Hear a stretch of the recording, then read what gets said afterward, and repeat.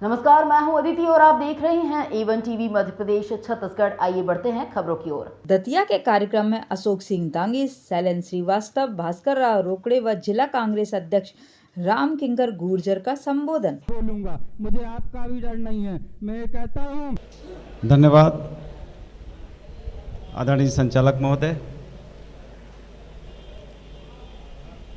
सम्यक अभियान संकल्प यात्रा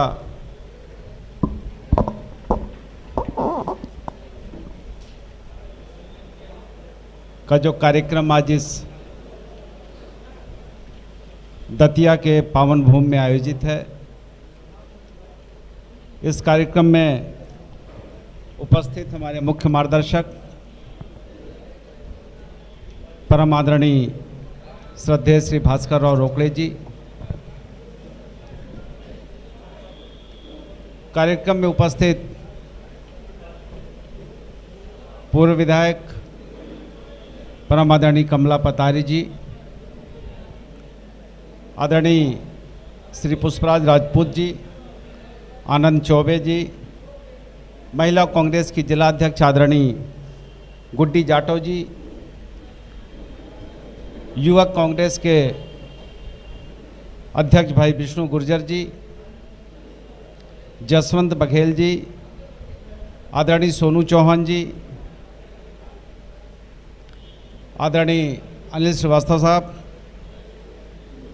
आदरणीय वासुदेव सरपंच जी, उत्तम कुशवाहा जी, आदरणीय खुमान सिंह जी, पूर्व पार्षद आदरणीय शंभू गोस्वामी जी, आदरणीय CL बौद्ध साहब, रामदास उत्साही जी, आदरणीय VK जाटव जी, पंजाब रावत जी, सुरेश अहिरवार जी, राजा कुरैसी जी, भाई रज्जन खान जी, हरदयाल लल्ला जी, सुदामा जाटव जी, मुकेश आदिवासी जी और मंचासीन अतिथि और हमारे जो प्रमुख साथी हैं, पदाधिकारी हैं, जिनका नाम मैं नहीं ले पाया हूं, उनका भी हार्दिक वंदन अभिनंदन करता हूं। और इस कार्यक्रम में जिसके बदौलत हम लोग इस कार्यक्रम में आज शिरकत कर रहे हैं, जो हमारे सम्यक अभियान के कोऑर्डिनेटर भी हैं, युवा साथियों के लिए संघर्षशील रहते हैं, उनके सम्मान में जोरदार ताली चाहूँगा भाई अशोक दांगी जी। मित्रों, सम्यक अभियान क्या है और सम्यक अभियान की शुरुआत क्यों की गई, इस पे मैं जो आपसे बात करना चाहता हूँ। चूँकि इस अभियान के प्रणेता आदरणीय श्री भास्कर राव रोकड़े जी हैं। भास्कर राव रोकड़े जी लेखक हैं, चिंतक हैं, विचारक हैं और हमेशा उन्होंने समाज को नई दिशा देने का प्रयास किया है। चूँकि एक लेखक हैं और हिंदुस्तान के ढेर सारे अखबारों का उन्होंने संपादन का काम किया है और समाज की समस्या हो, चाहे युवाओं की समस्या हो, चाहे किसानों की समस्या हो, जो समस्या उनके बीच में आई है, उनके सामने आई है, उन्होंने अपने लेखनी के माध्यम से उसको हमेशा आगे बढ़ाने का काम किया। जब इसी मध्य प्रदेश के मंदसौर में गोलीकांड हुआ था तो सर ने एक पुस्तक की रचना की थी। उस पुस्तक का नाम थी पराकाष्ठा। वो हिंदुस्तान की बड़ी चर्चित किताब रही है। वो किसानों की समस्या और मंदसौर गोलीकांड पर निर्भर थी।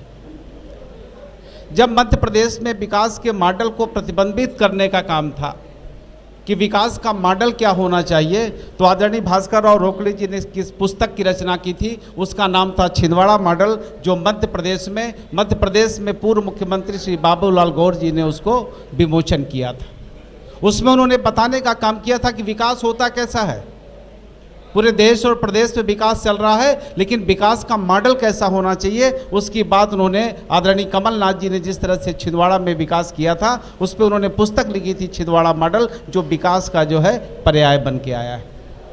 तो उन्होंने हमेशा अपनी लेखनी से हमेशा पॉजिटिव एनर्जी के साथ उन्होंने समाज को नई दिशा देने का काम किया। विगत 2 साल पहले, कोरोना से पहले, सर ने टेलीफोन किया, टेलीफोन करके मुझे बुलाया। उन्होंने कहा, शैलेंद्र जी, जो सबसे बड़ी समस्या समूचे हिंदुस्तान और मध्य प्रदेश में है, वो पढ़े लिखे नौजवानों की समस्या है। हमें पढ़े लिखे नौजवानों पे बात करनी है, पढ़े लिखे नौजवानों की चर्चा करनी है। चूँकि मैं मध्य प्रदेश के रीवा जिले से हूँ, तो सर ने कहा सबसे पहले आप अपने ज़िले में इस बात का सर्वे करिए कि ऐसे कितने पढ़े लिखे नौजवान हैं जिनके पास आज के तारीख में डिग्री तो है लेकिन खाने के लिए रोटी की व्यवस्था नहीं है। और जब सर के मार्गदर्शन में मैंने जो है रीवा में सर्वे करना शुरू किया, तो अकेले रीवा जिले में 8 विधानसभा है और 8 विधानसभा में 1 लाख बच्चे ऐसे हैं जिन्होंने बीए किया है, बीएससी किया है, एमए किया है, एमएससी किया है, बीकॉम किया है, एमकॉम किया है, जिन्होंने बीटेक, एमटेक किया है, बीबीए, एमबीए किया है और ढेर सारी डिग्री लेने के बाद अपने घरों में बैठे। और जब मैंने कहा सर अकेले रीवा में 1 लाख बच्चे हैं जिनके पास डिग्रियाँ तो है लेकिन आज के तारीख में उनके पास खाने के लिए रोटी की व्यवस्था नहीं है, सर ने कहा आप उनसे बातचीत करिए, उनके बीच में जाइए। और जब मैंने उनके बीच में जाके नौजवानों से हमने बात किया तो नौजवानों की आंखों में सब आंसू थे। वो कह रहे थे सर हमारे भी सपने थे, मैं भी चाहता था कि पढ़ लिख के अपने माँ बाप का नाम रोशन करूँगा, मुझे भी लगता था कि पढ़ लिखने के बाद समाज में मुझे इज्जत मिलेगी, कल के तारीख में अगर मैं अच्छी नौकरियों में रहता तो मेरी सामाजिक हैसियत बढ़ जाती। लेकिन दुर्भाग्य इस बात का है कि नौकरी नहीं मिली, लौट के मैं अपने गांव को आ गया हूं। जब मैंने उनके बूढ़े माँ बाप से बात की तो उनकी माँ के आंखों में भी आंसू थे। उसको लगता था कि मैंने पेट काट के मेहनत और मशक्कत करने वाला समाज जो गांव में रहता है, खेती करता है, खेत बेच के अपने बच्चों को पढ़ाने का काम करता है और इस उम्मीद के साथ पढ़ाता है कि कल के तारीख में मेरा बेटा जब पढ़ लिख के आगे जाएगा तो गांव में मेरा नाम होगा, शहर में मेरा नाम होगा, तहसील में मेरा नाम होगा, समाज बड़ी इज्जत के साथ हमारा नाम लेगा। लेकिन दुर्भाग्य है कि मेरा बेटा फिर से लौट के गाँव में आ गया है और आज उसकी ये हैसियत है कि अपने बच्चों को पढ़ाने की व्यवस्था नहीं कर पाता। आज ये हैसियत है कि बूढ़े माँ बाप की दवाई के पैसे उसके पास नहीं है। ये मध्य प्रदेश के नौजवानों के हाल हैं। और जब मैंने आदरणीय भास्कर राव रोकड़े जी से कहा कि सर ये समस्या रीवा की नहीं है, सर ने कहा आप शहडोल में कार्यक्रम करिए, भोपाल में कार्यक्रम करिए, ग्वालियर में कार्यक्रम करिए, बैतूल में, विदिशा में और बालाघाट में, मध्य प्रदेश के कई जिलों में कार्यक्रम करने के बाद देखा कि मध्य प्रदेश में आज के तारीख में करोड़ों नौजवान ऐसे हैं जिनके पास आज के तारीख में खाने की व्यवस्था नहीं है। तब सर ने पूरे मध्य प्रदेश में सम्यक अभियान की शुरुआत की और सर ने कहा कि पूरे प्रदेश में दौड़ने के बाद मैं पूरे प्रदेश में युवाओं से संवाद स्थापित करूंगा। और जब युवाओं से संवाद स्थापित करने की बात आई तो भाई अशोक दांगी जी जो आपके दतिया से हैं, मैं उनके बहुत सम्मान करता हूं क्योंकि उन्होंने आगे बढ़ के सम्यक अभियान के कारवां को बढ़ाने का काम किया। इसलिए मैं उनके लिए हमेशा तालियां चाहता हूँ और आपका सम्मान चाहता हूँ, क्योंकि उनकी चिंता कांग्रेस के राजनीति की तो है, क्योंकि कांग्रेस के जिला अध्यक्ष थे। कांग्रेस की चिंता के साथ साथ मध्य प्रदेश में नौजवानों की भी चिंता है कि मध्य प्रदेश का नौजवान किस तरह से अपने जीवन का बदलाव करेगा। और उसके बाद जब सर ने संकल्प लिया कि मैं 45 दिन तक पूरे मध्य प्रदेश में यात्रा करके मध्य प्रदेश के शिक्षित नौजवानों से बात करना चाहता हूँ, तो उन्होंने मध्य प्रदेश के स्थापना दिवस के दिन से 1 तारीख से रायसेन जिले के बरेली से 45 दिवसीय यात्रा की शुरुआत की और 45 दिनों में मध्य प्रदेश की 130 विधानसभाओं में घूम के युवकों से उन्होंने संवाद स्थापित किया। और दोस्तों ये सिलसिला यहीं पर रुका नहीं, क्योंकि सर हमेशा चिंतित रहते हैं। नौजवानों की चिंता उन्होंने कोरोना काल से पहले की, नौजवानों पे उन्होंने अध्ययन किया और अध्ययन करने के बाद उन्होंने कहा कि मैं समस्या गिराने नौजवानों के पास नहीं जाऊंगा, मैं समस्या की बात करने आपके बीच में नहीं आया हूं, समस्या के साथ समाधान की बात करने आया हूं, समस्या के साथ समाधान की बात करने आया हूं। और मैं अपने साथियों से चाहता हूं, अपने आदरणीय बंधुओं से चाहता हूं, कांग्रेस पार्टी के पदाधिकारियों से निवेदन करना चाहता हूं कि मित्रों, आदरणीय भास्कर राव रोकड़े जी अभी आपके पास में सिर्फ समस्या की बात नहीं करेंगे, समाधान की बात करेंगे। क्योंकि समस्या गिराने के लिए तो ढेर सारे नेता आपको मिल जाएंगे, समस्या बताने के लिए भी लोगों की भीड़ आपके पास आएगी, लेकिन समस्या के साथ समाधान बताने वाले कितने लोग हैं। मैं आपसे अनुरोध करने आया हूं कि जब आदरणीय भास्कर राव रोकड़े जी आपसे बात करेंगे, 40 मिनट की बात करेंगे, समस्या के साथ समाधान की बात करेंगे और आपको बातों को सुनना है, जानिए, छानिए, मानिए। आपको आंख मूंद के किसी की बात नहीं मानना है। आप पार्टी के समर्पित कार्यकर्ता हैं, क्योंकि किसी भी पार्टी की शान उसकी कार्यकर्ता होता है, नेता नहीं होता। अगर आपको अपना शान और स्वाभिमान बना के रखना है तो आपको अपने पावर को जानना पड़ेगा, आपको अपनी क्षमताओं को पहचानना पड़ेगा, क्योंकि कमजोर कार्यकर्ता कभी लीड नहीं करता है, लीड हमेशा मजबूत कार्यकर्ता ही करता है। तो आपको मजबूत बनना पड़ेगा और जब तक आप मजबूत नहीं बनेंगे तब तक आप परिवर्तन की बात नहीं कर सकते और आपकी आवाज़ भी कोई सुनने वाला नहीं है। इसलिए मैं अनुरोध करना चाहता हूं कि जब आप समस्याओं को सुने, समझें, माने, उसका चिंतन करें और उसकी चर्चा चालू कर दें। क्योंकि जब मैं मध्य प्रदेश में बात कर रहा था जब मैं मध्य प्रदेश की 45 दिवसीय यात्रा पे था तो नौजवानों से जब मैं बात करता था तो नौजवान तो कहते थे कि सर आपके मुद्दे तो बहुत अच्छे हैं, लेकिन हमारे पास बेरोजगारी है, हम इस मुद्दों को चलाने में बहुत दिक्कत होती है। मैं आपसे कहना चाहता हूं कि दोस्त, ये वही देश है जब ये गुलाम देश था, अंग्रेजों का शासनकाल था, भारतीयों के पास आंदोलन चलाने को पैसा नहीं होता था, लेकिन एक रोटी लेके दूसरे गांव में भेज के मैसेज देते थे कि हम परिवर्तन और देश की स्वतंत्रता की आज़ादी लेके रहेंगे। मैं अपने नौजवान साथियों से कहना चाहता हूँ कि मुद्दों को चिंतन करिए, मुद्दों की बात करिए, और जब मुद्दे आपके चर्चा में आने लगेंगे तो अपने गांव में चर्चा करिए, अपने शहर में चर्चा करिए, और चर्चा जब मध्य प्रदेश में फैलेगी परिवर्तन होकर रहेगा, दुनिया की कोई ताकत नहीं रोक सकती। इसलिए मैं आपसे चाहता हूं कि परिवर्तन की शुरुआत तो दतिया से ही होगी। परिवर्तन का स्तंभ तो दतिया ही बनना है, क्योंकि जितने बहादुर कार्यकर्ता दतिया के अंदर हैं, इतने शानदार नौजवान दतिया के अंदर हैं, इनका उत्साह इतना ज़्यादा है कि सारे अन्याय और अत्याचार को झेलने के बाद भी, ढेर सारे फर्जी मुकदमा झेलने के बाद भी पूरे हौसले के साथ आज इस कार्यक्रम में उपस्थित हैं। इसलिए इस बात का ये आगाज है कि परिवर्तन तो हमारे दतिया के साथी ही करेंगे। परिवर्तन की शुरुआत तो दतिया से होगी, क्योंकि जिस ओर जमानी चलती है उस ओर जमाना चलता है, तो जमाना तो हमारे साथ दतिया से ही शुरू होगा। इसलिए मैं आपका स्वागत, वंदन, अभिनंदन करता हूं और आपके साथ विश्वास दिलाता हूं कि आपका सम्मान ही मेरा सम्मान है, नौजवानों का सम्मान ही मेरा सम्मान है। और आदरणीय भास्कर राव रोकड़े जी पूरे मध्य प्रदेश में नौजवानों के सम्मान के लिए आगे निकले हैं। उनके मुद्दों को सुनिएगा, उनके मुद्दों पे चिंतन करिएगा, उनके मुद्दों पे विचार विमर्श करिएगा। और एक कहानी के साथ मैं अपनी बात को ख़त्म करूंगा कि एक बार जंगल में आग लगी, और जब जंगल में आग लगी तो जंगल के सारे जानवर भागने लगे, और जब सारे जानवर भागने लगे तो एक चिड़िया जाती और पानी का एक बूंद ले आके उस आग पर डाल देती। सारे जानवर हंसने लगे। जानवरों ने कहा कि चिड़िया, तुम्हारे एक बूंद पानी से क्या ये आग बुझेगी क्या? उसने, चिड़िया ने कहा कि पता नहीं, ये आग बुझे कि नहीं बुझेगी ये मुझे नहीं पता, लेकिन जब हिंदुस्तान में परिवर्तन का इतिहास लिखा जाएगा तो मेरा नाम आग बुझाने वालों में रहेगा और तुम्हारा नाम भागने वालों में रहेगा। इसलिए दोस्तों, मैं आपसे उम्मीद के साथ कि आप परिवर्तन करेंगे, परिवर्तन की आवाज़ बनेंगे, और परिवर्तन इस दतिया के धरती से होगा। इन्हीं सब के साथ आपसे विदा चाहता हूं, इस उम्मीद के साथ कि आप चिंतन मंथन करके आगे बढ़ेंगे। धन्यवाद। जय हिंद, जय भारत। धन्यवाद आदरणीय शैलेंद्र श्रीवास्तव जी। अभी इन्होंने जो हमारे कार्यक्रम के मुख्य अतिथि हैं आदरणीय रोकड़े जी के बारे में, उनके जीवन परिचय पर विस्तार रूप से प्रकाश डाला और उनके विचार हम सबके बीच रखे। अब मैं आमंत्रित कर रहा हूं इस कार्यक्रम के आयोजक और मध्य प्रदेश कांग्रेस कमेटी के प्रदेश महासचिव आदरणीय अशोक दांगी जी को कि हर दर्द की अपनी एक पहचान होती है, हर दर्द की अपनी एक पहचान होती है और आंसुओं की भी अपनी एक जुबान होती है। बदलते हैं हवाओं का वही रुख जिनके इरादों में जान होती है।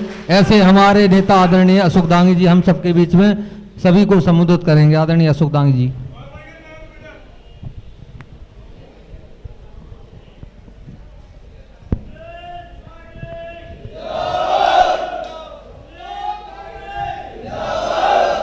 कांग्रेस पार्टी, कांग्रेस पार्टी, भास्कर राव साहब रोकड़े साहब, भास्कर रोकड़े साहब, जय जय कमलनाथ, जय जय कमलनाथ। आज आप सबके बीच में हम सबके मार्गदर्शक, सम्यक अभियान के इस प्रदेश के संयोजक, पूरे प्रदेश में, पूरे देश के युवाओं की आवाज उठाने वाले हम सबके संरक्षक परम आदरणीय भास्कर राव रोकड़े जी हम सबके बीच में आ गए हैं। हम सब लोग तालियां बजाकर उनका स्वागत, वंदन, अभिनंदन करें।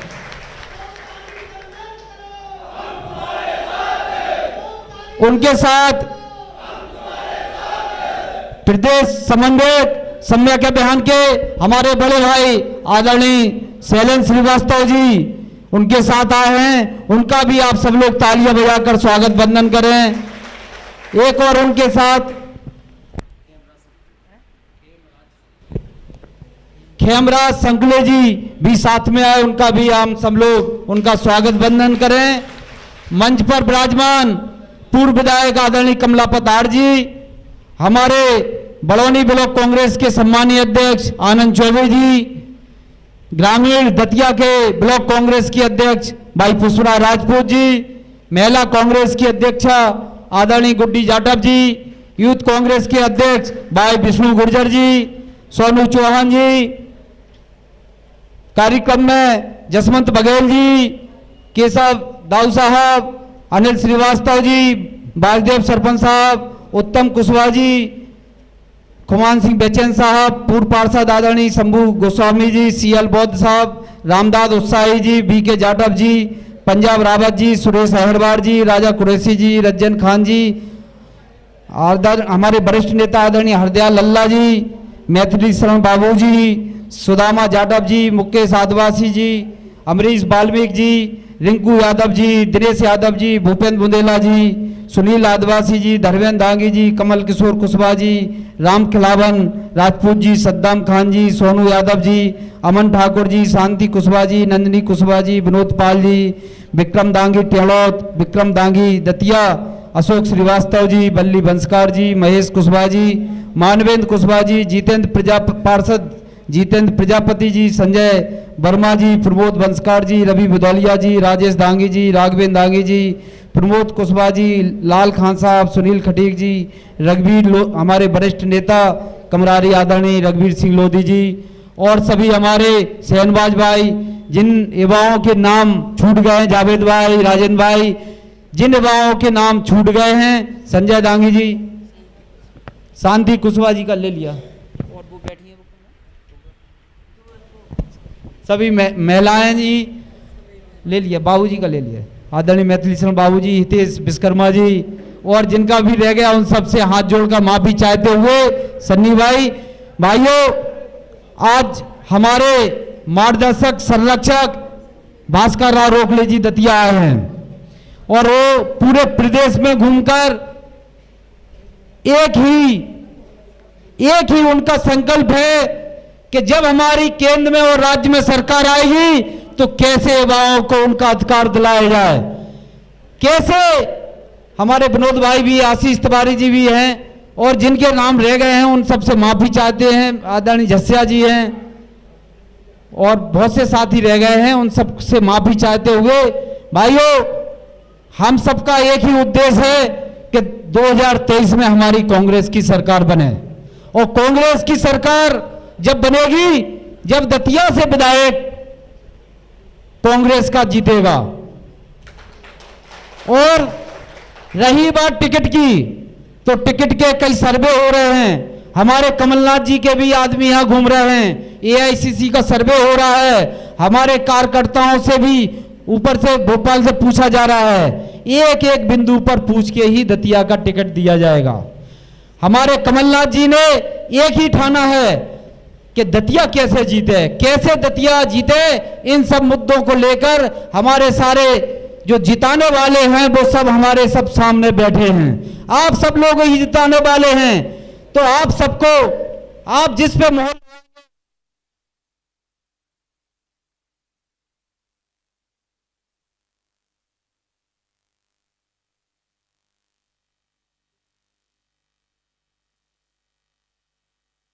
हमारी बात, तो मैं आज आप सबके सामने कहने देना चाहता हूं कि मैं टिकट के लिए प्रयास कर रहा हूं।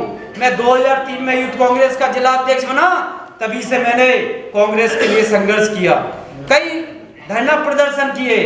आज जो कांग्रेस में अपने आप को बड़ा नेता कहते हैं, वो कांग्रेस में थे ही नहीं जब हम 2003 में यूथ कांग्रेस के अध्यक्ष बने। और 2003 से 2013 तक 10 साल तक हमने संघर्ष किया। दतिया में जब पानी की समस्या थी तो हमने जो सीता सागर आज भरा है, इसकी योजना जब हमने बार बार बाजार बंद किए, चक्का जाम किए, तब जाकर यहाँ पर कैरोलिन फंगवार यहाँ कलेक्टर हुआ करती थी। उनके कई बार हमने धरना प्रदर्शन किए, कई बार प्रभारी मंत्रियों के घेराव किए, तब कहीं वो योजना बनी। मजबूरी में नारायण सिंह कुशवाहा हो चाहे पवार, वो खत्म हो गए, प्रभारी मंत्री थे, उनका घेराव किया। यशोधरा राजे जब प्रभारी मंत्री बनी तो उनका एक घेराव किया। तब मजबूरी में कलेक्टर परेशान होकर उन्होंने इस योजना को मंजूरी दी। लेकिन हुआ क्या कि जब 2008 में के बाद सरकार आई भाजपा की, तो उन्होंने केवल जो योजना बनी थी उसका श्रेय यहाँ के भाजपा के मंत्री ने ले लिया। लेकिन उसका श्रेय हम सब कांग्रेसियों को जाता है जिन पे केस लगे हैं। हमारे कांग्रेस के अध्यक्ष थे तो 43 के रजिस्टर्ड हम पे हुआ करते बने, केस दर्ज हुए थे। और हुआ केस काहे के थे? केवल जन समस्या उठाने के लिए। मैंने 2023 से जब सरकार बनी और मैं यूथ कांग्रेस का अध्यक्ष बना, सरकार चली गई। 15 साल से लगातार संघर्ष करते रहे और फिर आज भी वही स्थिति है, संघर्ष कर रहे हैं, आप सबके बीच में हैं। आप सबके आशीर्वाद से जब जिला पंचायत का चुनाव लड़े तो बड़ी बड़ी बातें हमारे यहाँ कही जाती थी कि चिमन यादव और ग्राई वाटर यादव बहुत बड़े नेता हुआ करते थे। वो व्यक्तिगत राजनीति वाले थे। वो कहते थे कि यार तुम्हारे गांव नहीं है, तुम कहां से चुनाव जीत जाओगे। जब मैं जिला पंचायत का चुनाव लड़ा तो वो जिला पंचायत उपाध्यक्ष थे और ग्राई वाटर मंडी अध्यक्ष थे। उनको 5300 वोट से मैंने जिला पंचायत चुनाव लड़ा। और जब अध्यक्ष की बात आई तो मैं बिका नहीं। मेरे पास रंजन पटेल और मंत्री को लेकर घर पे आ गए थे, उपाध्यक्ष बना रहे थे। क्योंकि इसलिए और बना रहे थे कि 10 तारीख को जनपद अध्यक्ष का चुनाव हुआ था और 10 तारीख को जनपद अध्यक्ष में हमारे राजू दांगी को जनपद अध्यक्ष मंत्री ने नहीं बनने दिया था। उनको लगा कि दांगी समाज एक बहुतायत में है और दांगी समाज हमसे नाराज हो जाएगी, तो उन्होंने पूरा प्रयास किया, हमको पैसे का भी प्रलोभन दिया। लेकिन मैं कांग्रेस के लिए झुका नहीं। मुझे 3 वोट हमको मिले, 3 वोट महनवोद की पत्नी को मैंने अध्यक्ष का चुनाव लड़ाया, 3 वोट उनको मिले, लेकिन मैं कांग्रेस के लिए लड़ा। जब से मैं जिला कांग्रेस का अध्यक्ष बना तो आप लोग बताइए कौन सा हमने संघर्ष नहीं किया। जब जिन नेताओं कार्यकर्ताओं पर केस रजिस्टर्ड हुए तो हम लोगों ने किला चौक पर धरना प्रदर्शन किए। जब राजेंद्र भारती पर केस रजिस्टर्ड हुआ, 2 उन पे केस रजिस्टर्ड हुए, एक वो जमीन वाला एक गाड़ी वाला, दोनों बार हमने किला चौक पर धरना दिया। चाहे सुरेश झा हो, सुरेश झा के लिए हमने धरना दिया। नाथ सिंह के साथ अव्यवस्था की होता हमने किला चौक पर धरना दिया। हमारे मुन्ना दाऊ साहब पे जब जिगना वालों पर केस रजिस्टर्ड हुआ तो हम लोग उधवा थाने पहुंच गए थे। हमारे राजेश यादव पर जब केस रजिस्टर्ड हुआ तो हम कोतवाली पहुंच गए थे। जब एसपी साहब के पास पहुंच गए थे। जब हमारे कार्यकाल में किसी भी कार्यकर्ता पर कोई उंगली उठाने का काम इस प्रशासन ने किया तो हम पीछे नहीं हटे। मैंने हमेशा कार्यकर्ताओं की लड़ाई लड़ी और मैं आज भी कहता हूँ आप सबसे कि आजीवन अंत तक आप सबकी लड़ाई लड़ता रहूंगा। मैं उसके साथ रहूंगा। ये नहीं कि मुझको टिकट नहीं मिला तो मैं दूसरी पार्टी से लड़ जाऊं। मैं कांग्रेस के साथ रहूंगा, से काम करूंगा।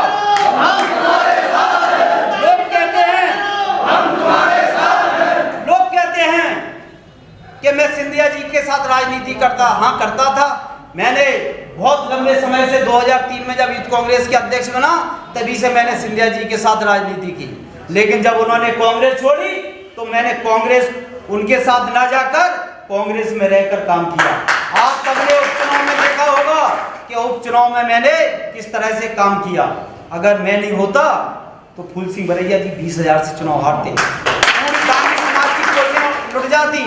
लेकिन मैंने पूरी तन्मयता से कमलनाथ जी का आदरणीय सज्जन सिंह वर्मा जी ने कहा कि तुमको आज ही ज्वाइन करना है, तो मैंने ज्वाइन किया कांग्रेस के लिए। आज रात भी जब कांग्रेस की बात होगी, जब कांग्रेस के लिए मुझे खून भी बहाना पड़े, जहाँ हमारे कार्यकर्ताओं पे का अगर पसीना गिरेगा वहाँ अशोक दांगी खून बहाने के लिए तैयार रहेगा। आधी रात को 12 बजे आप फोन लगाइए, कभी भी कोई कार्यकर्ता पे कोई मुसीबत और विपत्ति आती है। हमारे जगमोहन भाई साहब पे जब केस रजिस्टर्ड हुए तो हम इनके गांव गए थे, पूछिए आप। और मैंने कहा था भाई साहब कि आप चलिए, हम चल रहे हैं एसपी के पास, क्या समस्या है। हम गए, इनकी समस्या के लिए हमने प्रयास किया। लेकिन हमारे यहाँ का मंत्री बहुत ताकतवर है, वो लोगों को और इतना भय का माहौल जो दतिया में बनाया है उस माहौल को हम सबको खत्म करना है। एकजुट बनाने की जरूरत है, एक दूसरे पर छींटाकशी करने की अब समय नहीं है। हमको पोलिंग बूथ देखना है, पोलिंग बूथ पर कैसे हम मजबूत हो, कैसे हमारे 10-10 लोग निकले, हमारे ब्लॉक अध्यक्ष, सेक्टर अध्यक्ष, मंडलम अध्यक्ष, जो हमारे पोलिंग के एजेंट हैं वो रात दिन लगे हैं, रात दिन वो मेहनत कर रहे हैं, हमारे वरिष्ठ नेता लगे हैं, वो उनको चिंता है। हम अभी जब बसई गए, हम सत्य बता रहे हैं आपको, बसई के हम 24 गांव में घूमे तो 7 जगह वहाँ लोग हमारे सामने रोए हैं। जब रोए हैं तो मेरे भी आंसू आ गए हैं। उन्होंने कहा कि भाई साहब टिकट किसी को मिले लेकिन हम सबके खातिर आप सब लोग एक रहना, दतिया के नेता और सब लोग कांग्रेस के लिए काम करना, क्योंकि हम आज बर्बाद हो गए हैं, आज हम रोड पे आ रहे हैं, आज हमारे पास कुछ नहीं बचा है। ये स्थिति है बसई की।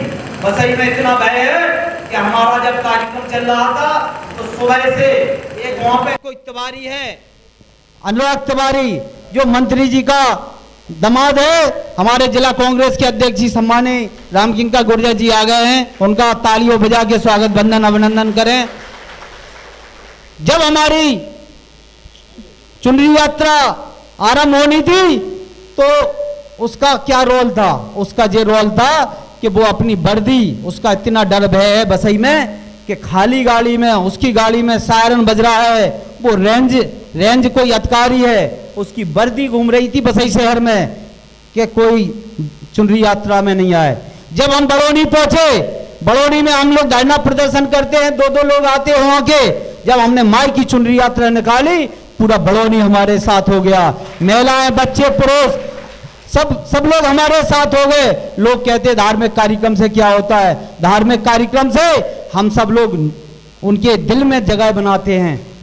हम धार्मिक कार्यक्रम करके उनके पास बीच में पहुंच रहे हैं। आज हम जो पार्थिव शिवलिंग निर्माण कर रहे हैं, हर मोहल्ले में जो हमने सबसे पहले पार्थिव शिवलिंग निर्माण यहाँ पे खलकापुरा में रिसाले महादेव मंदिर पर किया, जो प्राचीन दतिया शहर का मंदिर है, तो वास्तव में उस मोहल्ला में सब हमारे अनुसूचित जाति के लोग रहते हैं, वाल्मीकि समाज के लोग रहते हैं। तो वो लोग इतने खुश थे कि हम सही बता रहे, उन्होंने हमारी पीठ ठोकी। उनका कहना था कि आज तक कोई कांग्रेसी यहाँ पर ऐसे कार्यक्रम करने नहीं आए। हमने 20 जगह पे उनके यहाँ जाकर उनके यहाँ उन सबसे अभिषेक करवाया भोलेनाथ का।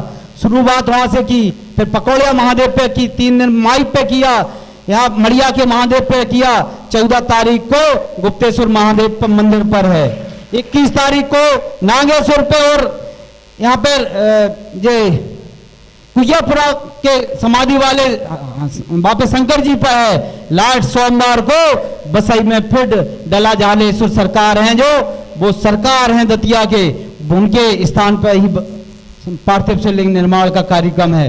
उसके बाद हम एक दतिया में बड़ा आंदोलन दतिया में करेंगे, जो हजारों की संख्या में यहाँ दतिया में हम सब लोग किला चौक पर एकत्रित हो गए और इस भाजपा की सरकार को, भाजपा के मंत्री को यहाँ से दतिया के भगाने का काम करेंगे। जो हमारे आज भास्कर राव रोकड़े जी ने नाम दिया है परिवर्तन संघनाद, तो हम सबको परिवर्तन दतिया से करना है। सितंबर में एक बहुत बड़ा आंदोलन हम सब लोग करेंगे, जो हजारों की संख्या में हम सब लोग किला चौक पर आंदोलन करेंगे और वो जेल भरे आंदोलन भी करेंगे। चाहे हमारे कार्यकर्ता जेल जाने को भी हमारे तैयार हैं। बताओ कितने कार्यकर्ता जेल जाने को तैयार हैं? सब हैं, कोई पीछे तो नहीं हटेगा। अबे आधे लोग इनके हाथ उठे। अबे देखो, अब समय आ गया है, समय आ गया है लड़ाई लड़ने का, समय आ गया है हम सबको संघर्ष करने का।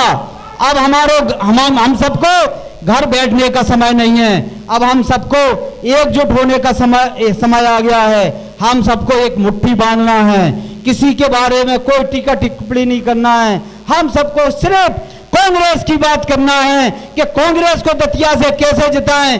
कांग्रेस, हम सब लोग संगठित हैं, हमारे सारे बड़े नेता संगठित हैं, लेके हम सबको ये संदेश देना है। इन्हीं शब्दों के साथ आप सबका बहुत बहुत वंदन अभिनंदन। आप सब 10 बजे से यहाँ विराजमान हैं। हम आपको और बैठना है, हमारे अध्यक्ष जी भी आ गए हैं। हमारे मेन आज के मुख्य अतिथि भास्कर राव साहब बोलेंगे, उन सबको सुन के ही आप सब लोग जाएं, क्योंकि जो उद्देश्य है वो आप सबके लिए है।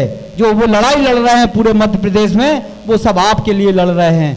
बहुत बहुत धन्यवाद। जय हिंद, जय भारत। कांग्रेस पार्टी जय जय कमल, भास्कर राव रोकड़े साहब,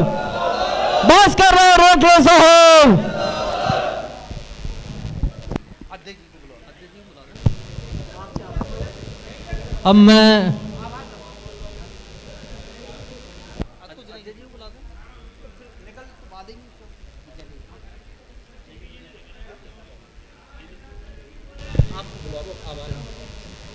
साथियों, जब से मध्य प्रदेश में भारतीय जनता पार्टी की सरकार आई है, साथियों किसी को लगता है मध्य प्रदेश में, रोकड़े साहब, किसी को लगता है मध्य प्रदेश में मेरा नौजवान परेशान है, किसी को लगता है मेरे मध्य प्रदेश में महिलाएं परेशान हैं, किसी को लगता है मध्य प्रदेश में मेरा किसान परेशान है, लेकिन भारतीय जनता पार्टी की नीतियों से रोकड़े साहब आज पूरा हिंदुस्तान परेशान है।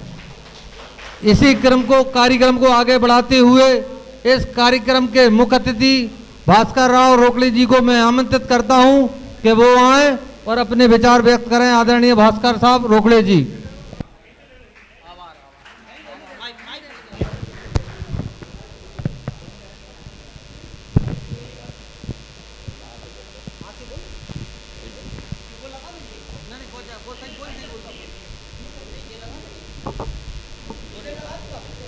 ठीक है।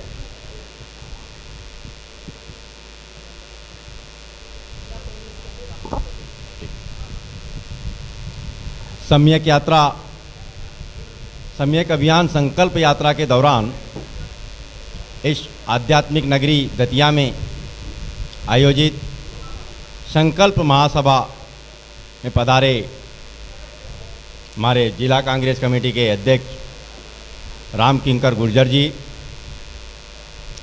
पूर्व विधायक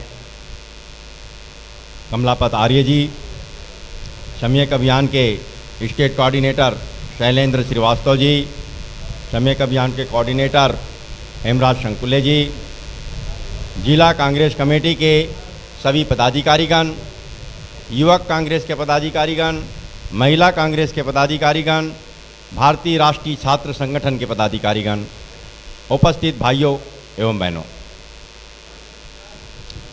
साथियों, इस दतिया नगर में इस अभियान को लेकर मैं तीसरी बार आया हूँ। थोड़ा ध्यान दे करके सुनिएगा, क्योंकि आज जो तीसरी बार मेरा यहाँ आना हुआ है कुछ बड़े उद्देश्य को लेकर हुआ है, और आज जितनी भी बातें आप मेरी सुनेंगे, इन सारी बातों को लेकर आपको डोर टू डोर पहुँचना है। तो अगर आप लोगों ने ध्यान से नहीं सुना तो बात को भी नहीं रख पाएंगे, आधी अधूरी बातें रखेंगे, और फिर वही बात है, आरोप लगाना है, प्रत्यारोप करना है, समस्या है समाधान नहीं है। और हम जिन मुद्दों को लेके आए हैं, समस्या तो है लेकिन हमारे पास समाधान भी है। हम केवल समस्या की बात करने नहीं आए, इन बातों को ध्यान रखने की आवश्यकता है। मैं अपनी बातों को आगे बढ़ाऊं इससे पहले एक विषय को रख रहा हूं, वो ये कि अशोक दांगी जी मुझसे मिलने आए थे। ये सम्यक अभियान के मुद्दों के बारे में उनने कहीं से सुना तो मुझसे चर्चा किए। मैंने कहा भाई एक दो कार्यक्रम अटेंड कर लो तो पता चलेगा। भोपाल में रविंद्र भवन में आयोजित कार्यक्रम में उन्होंने भाग लिया। मई माह में ये कार्यक्रम हुआ था, मेरे ख्याल से 30 मई की बात है, 22 मई की है, नहीं 30 मई को, 30 मई 2022 को, 30 मई 2022 को भोपाल में कार्यक्रम आयोजित हुआ था। उसमें अशोक दांगी जी आए। उसके बाद 19 जून 2022 को ग्वालियर में कार्यक्रम हुआ, उसमें भी उन्होंने भाग लिया। और उस तत्पश्चात मेरे पास आए तो बड़े काफ़ी कुछ हद तक असमंजस की स्थिति में थे। उत्साह तो था लेकिन थोड़ी घबराहट भी थी। मुझसे उन्होंने कहा, सर मेरे यहाँ तो बड़ी विचित्र स्थिति है, मैं इस अभियान को लेकर निकलूँगा, पता नहीं कितने लोग आएंगे नहीं आएंगे, युवा कैसे आएंगे, उनको आने देंगे क्या नहीं, ये भी ठिकाना नहीं है। लोग बड़ा आतंक सा माहौल है, बड़ा डर सा माहौल है, क्या होगा क्या नहीं होगा, आदि आदि ढेर सारे सवाल। मैंने अशोक जी से कहा, अशोक जी, अंग्रेजों के सामने जो लड़ाई लड़ी जा रही थी, सन 1857 की क्रांति को लोग पहला स्वतंत्रता संग्राम बताते हैं और इतिहासकारों ने बताया है तो हम भी मान लेते हैं, लेकिन हकीकत में वे देसी रियासतदारों की अपनी खुद की लड़ाई थी। उनका कहीं ना कहीं स्वार्थ प्रभावित हो रहा था, इसलिए उन्होंने लड़ाई शुरू की थी। ये बात अलग है कि स्वतंत्रता आंदोलन की नींव उसी समय रखी गई और उससे वातावरण सृजित हुआ, इसलिए उस आंदोलन को हम निश्चित स्वतंत्रता संग्राम आंदोलन मानते हैं। लेकिन उसके बाद जब स्वतंत्रता आंदोलन धीरे धीरे धीरे आगे बढ़ा, कांग्रेस पार्टी का जो गठन हुआ था, मैं बहुत अपने विषय पे जल्दी आने जा रहा हूँ, कांग्रेस पार्टी का जो गठन हुआ था वो गठन ये था कि उस समय की ब्रिटिश हुकूमत को लोकतांत्रिक कैसी बनाई जाए, जनोन्मुखी कैसी बनाई जाए, उस हुकूमत को याद दिलाना है कि वो दिशा से न भटके। लेकिन जब वो दिशा से भटकने लगी तो कांग्रेस से जितने जुड़े हुए लोग थे, महानुभाव थे, उन सब लोगों ने उनका विरोध करना शुरू किया। महात्मा गांधी जब तक आए तब तक वातावरण कुछ अलग बन गया था। अब कांग्रेस के अधिवेशन पर अधिवेशन होने लगे, गांधी जी ने कहा असहयोग आंदोलन चलाएंगे, उन्होंने पूरी रूपरेखा तैयार की। जब गांधी जी ने असहयोग आंदोलन चलाने की बात नागपुर अधिवेशन में रखी तो कुछ लोग सहमत थे, अधिकांश लोग असहमत थे। प्रस्ताव तो पारित हो गया लेकिन कोई चलने तैयार नहीं था। गांधी जी अकेले निकल पड़े। ये कई लोगों को पता नहीं है, इतिहास में बड़े मुश्किल से ये चीज़ें मिल पाती है। तो उसके बाद वे सबसे पहले छिंदवाड़ा गए, छिंदवाड़ा में रुके और वहीं से घोषणा कर दिया उन्होंने कि असहयोग आंदोलन की शुरुआत अब यहाँ से हो गई। एकला चलो रे, खूब सुने हैं आप लोगों ने, एकला चलो रे। आखिरकार कई लोगों के मन में सवाल आता है कि गांधी जी के साथ तो बड़ी भारी भीड़ चली, लोग चले, फिर ये एकला चलो रे का क्या मतलब है? एकला चलो मतलब बढ़ जाओ अच्छे उद्देश्य को लेकर। जब आप अकेले बढ़ जाओगे तो आपके साथ कारवां चल निकलेगा। मैंने अशोक जी को समझाया। मैंने जब ये सम्यक अभियान शुरू किया तो शैलेंद्र जी को बुलाया था, शैलेंद्र श्रीवास्तव जी को। मैंने बोला ऐसा ऐसा अपने को करना है। इन्होंने किसी प्रकार से बट किंतु परंतु नहीं किया, अपना अभियान शुरू कर दिया। फिर धीरे धीरे धीरे धीरे लोग जुड़ते गए। लोगों के मन में सवाल भी आता ये कैसे होगा, क्या होगा, क्योंकि 2018 के टाइम में मध्य प्रदेश और छत्तीसगढ़ 2 राज्य के लिए चुनाव की प्लानिंग मेरे द्वारा तैयार की गई थी और खासकर कांग्रेस के लिए की गई थी, किसी और के लिए नहीं की गई थी। मैं सन 1989 से पॉलिटिकल प्लानर भी हूँ और ये पॉलिटिकल प्लानिंग करने के कारण ही एक राष्ट्रीय स्तर के नेता ने मेरे को 1995 में गुरुदेव की उपाधि दे दिया। तब से बहुत सारे लोग गुरुदेव कहने लगे, क्योंकि कोई स्वार्थ नहीं था, काम करते चले गए। अब मध्य प्रदेश में सरकार 2018 में बनी और कुछ वर्ष समय के बाद में कैसे सरकार गिरी वो सब जानते। सरकार गिरने के बाद ये बात मंच से बोलना चाहिए नहीं बोलना चाहिए मैं नहीं जानता, लेकिन आप सब कार्यकर्ता आपको जानकारी में होनी चाहिए। सरकार गिरने के बाद सबको लगा कि उपचुनाव में पुनः सरकार बन जाएगी, लेकिन मुझको विश्वास नहीं था। मैंने बोला जिस धन बल के बल से सरकार अभी विधायकों को खरीद फरोख्त करके बनी है, तो उसी धन बल के भरोसे ये सरकार डबल से नहीं आएगी, वही सरकार रहेगी। अब इस बात को जानने के बाद मैंने आखिर क्या किया जाए, लोगों के बीच कैसे जाए, मूल समस्या क्या है, उस पर चिंतन करना शुरू किया। चिंतन करते करते मेरा ध्यान वोटर्स के कंपोनेंट पर पहुंचा। क्या हम बुजुर्ग लोगों पे काम करें? क्या हम घर को चलाने वाला जो मुखिया है उस पर काम करें? क्या हम महिलाओं पे काम करें या हम युवाओं पे काम करें? तो मैंने सारे कंपोनेंट्स पर विचार करते करते करते करते जब आगे बढ़ना शुरू किया तो मुझे लगा, मैं एक कॉलेज में गया, मेरी 3 किताबें आई, 30 किताबें लिख चुका हूँ, 3 किताबें युवाओं पर आई थी। ये किताब हिंदुस्तान टाइम्स ने प्रकाशित किया था, कैरियर जेनिथ के नाम से, एक उत्कर्ष पथ, एक बुनियाद रत्न। तीनों किताबें थी कि 10वीं के बाद बच्चे कौन से कोर्स में जाए, 12वीं के बाद कौन से कोर्स में जाए, कॉलेज में कौन सा कोर्स करे, इससे क्या संभावनाएं मिलेगी, उनका जीवन कैसे संवरेगा, आदि चीज़ें। जब ये किताबें बहुत चर्चा में आई तो महाविद्यालयों के, विश्वविद्यालयों के प्रबंधकों ने मुझे व्याख्यान के लिए बुलाना शुरू कर दिया। जब मैं एक कॉलेज में गया, थोड़ा ध्यान देने की बात है, जब मैं एक कॉलेज में गया तो कुछ युवाओं के बीच जाके खड़ा रहा, वो आपस में बात कर रहे थे, यार कुछ भी हो, कैसी भी समस्या क्यों न रहे, लेकिन हमें अपने माँ बाप का स्वप्न पूरा करना है। युवा क्या बोलते हैं? आप लोगों ने कभी भी ये नहीं बोलते कि हमें अपना स्वप्न पूरा करना है।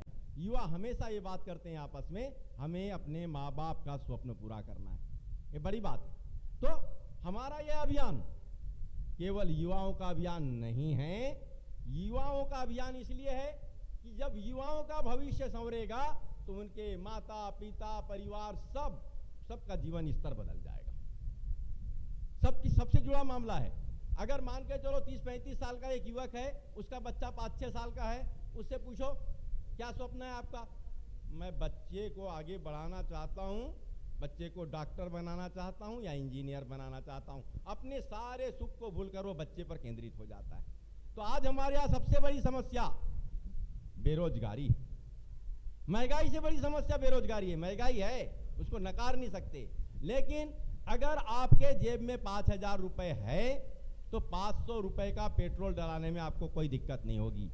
और पेट्रोल का रेट यदि 50 रुपए भी है और आपके जेब में 25 रुपया पड़ा हुआ है तो आप 50 रुपए का भी पेट्रोल कैसे डलाएंगे? अर्थात आपकी आय बढ़ेगी, पैसा होगा तो महंगाई कोई मायने नहीं रखेगी। इसलिए सबसे पहले जरूरत क्या है? आय के साधन बढ़ाने की। आय के साधन कैसे बढ़ेंगे? जब हमारे युवाओं के लिए हमने अपनी जमीन बेचा, जायदाद बेचा, कर्ज लिया, सब कुछ लिया, उनको पढ़ाया लिखाया, उन्हीं पर सब सारी प्लानिंग किए और उनको नौकरी ही नहीं मिल रही है, तो फिर आय के साधन कैसे बढ़ेंगे? ये तो चिंताजनक बात है।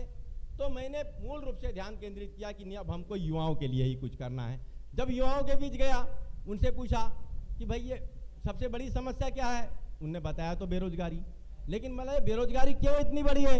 किसी के पास कोई जवाब नहीं। वही जवाब दे रहे थे जैसे मंच पर खड़े होकर नेता लोग बोलते हैं जोर जोर से, बेरोजगारी बढ़ गई है, प्राइवेटाइजेशन हो गया है, इतने सीट खाली है लेकिन पद नहीं भरे जा रहे हैं।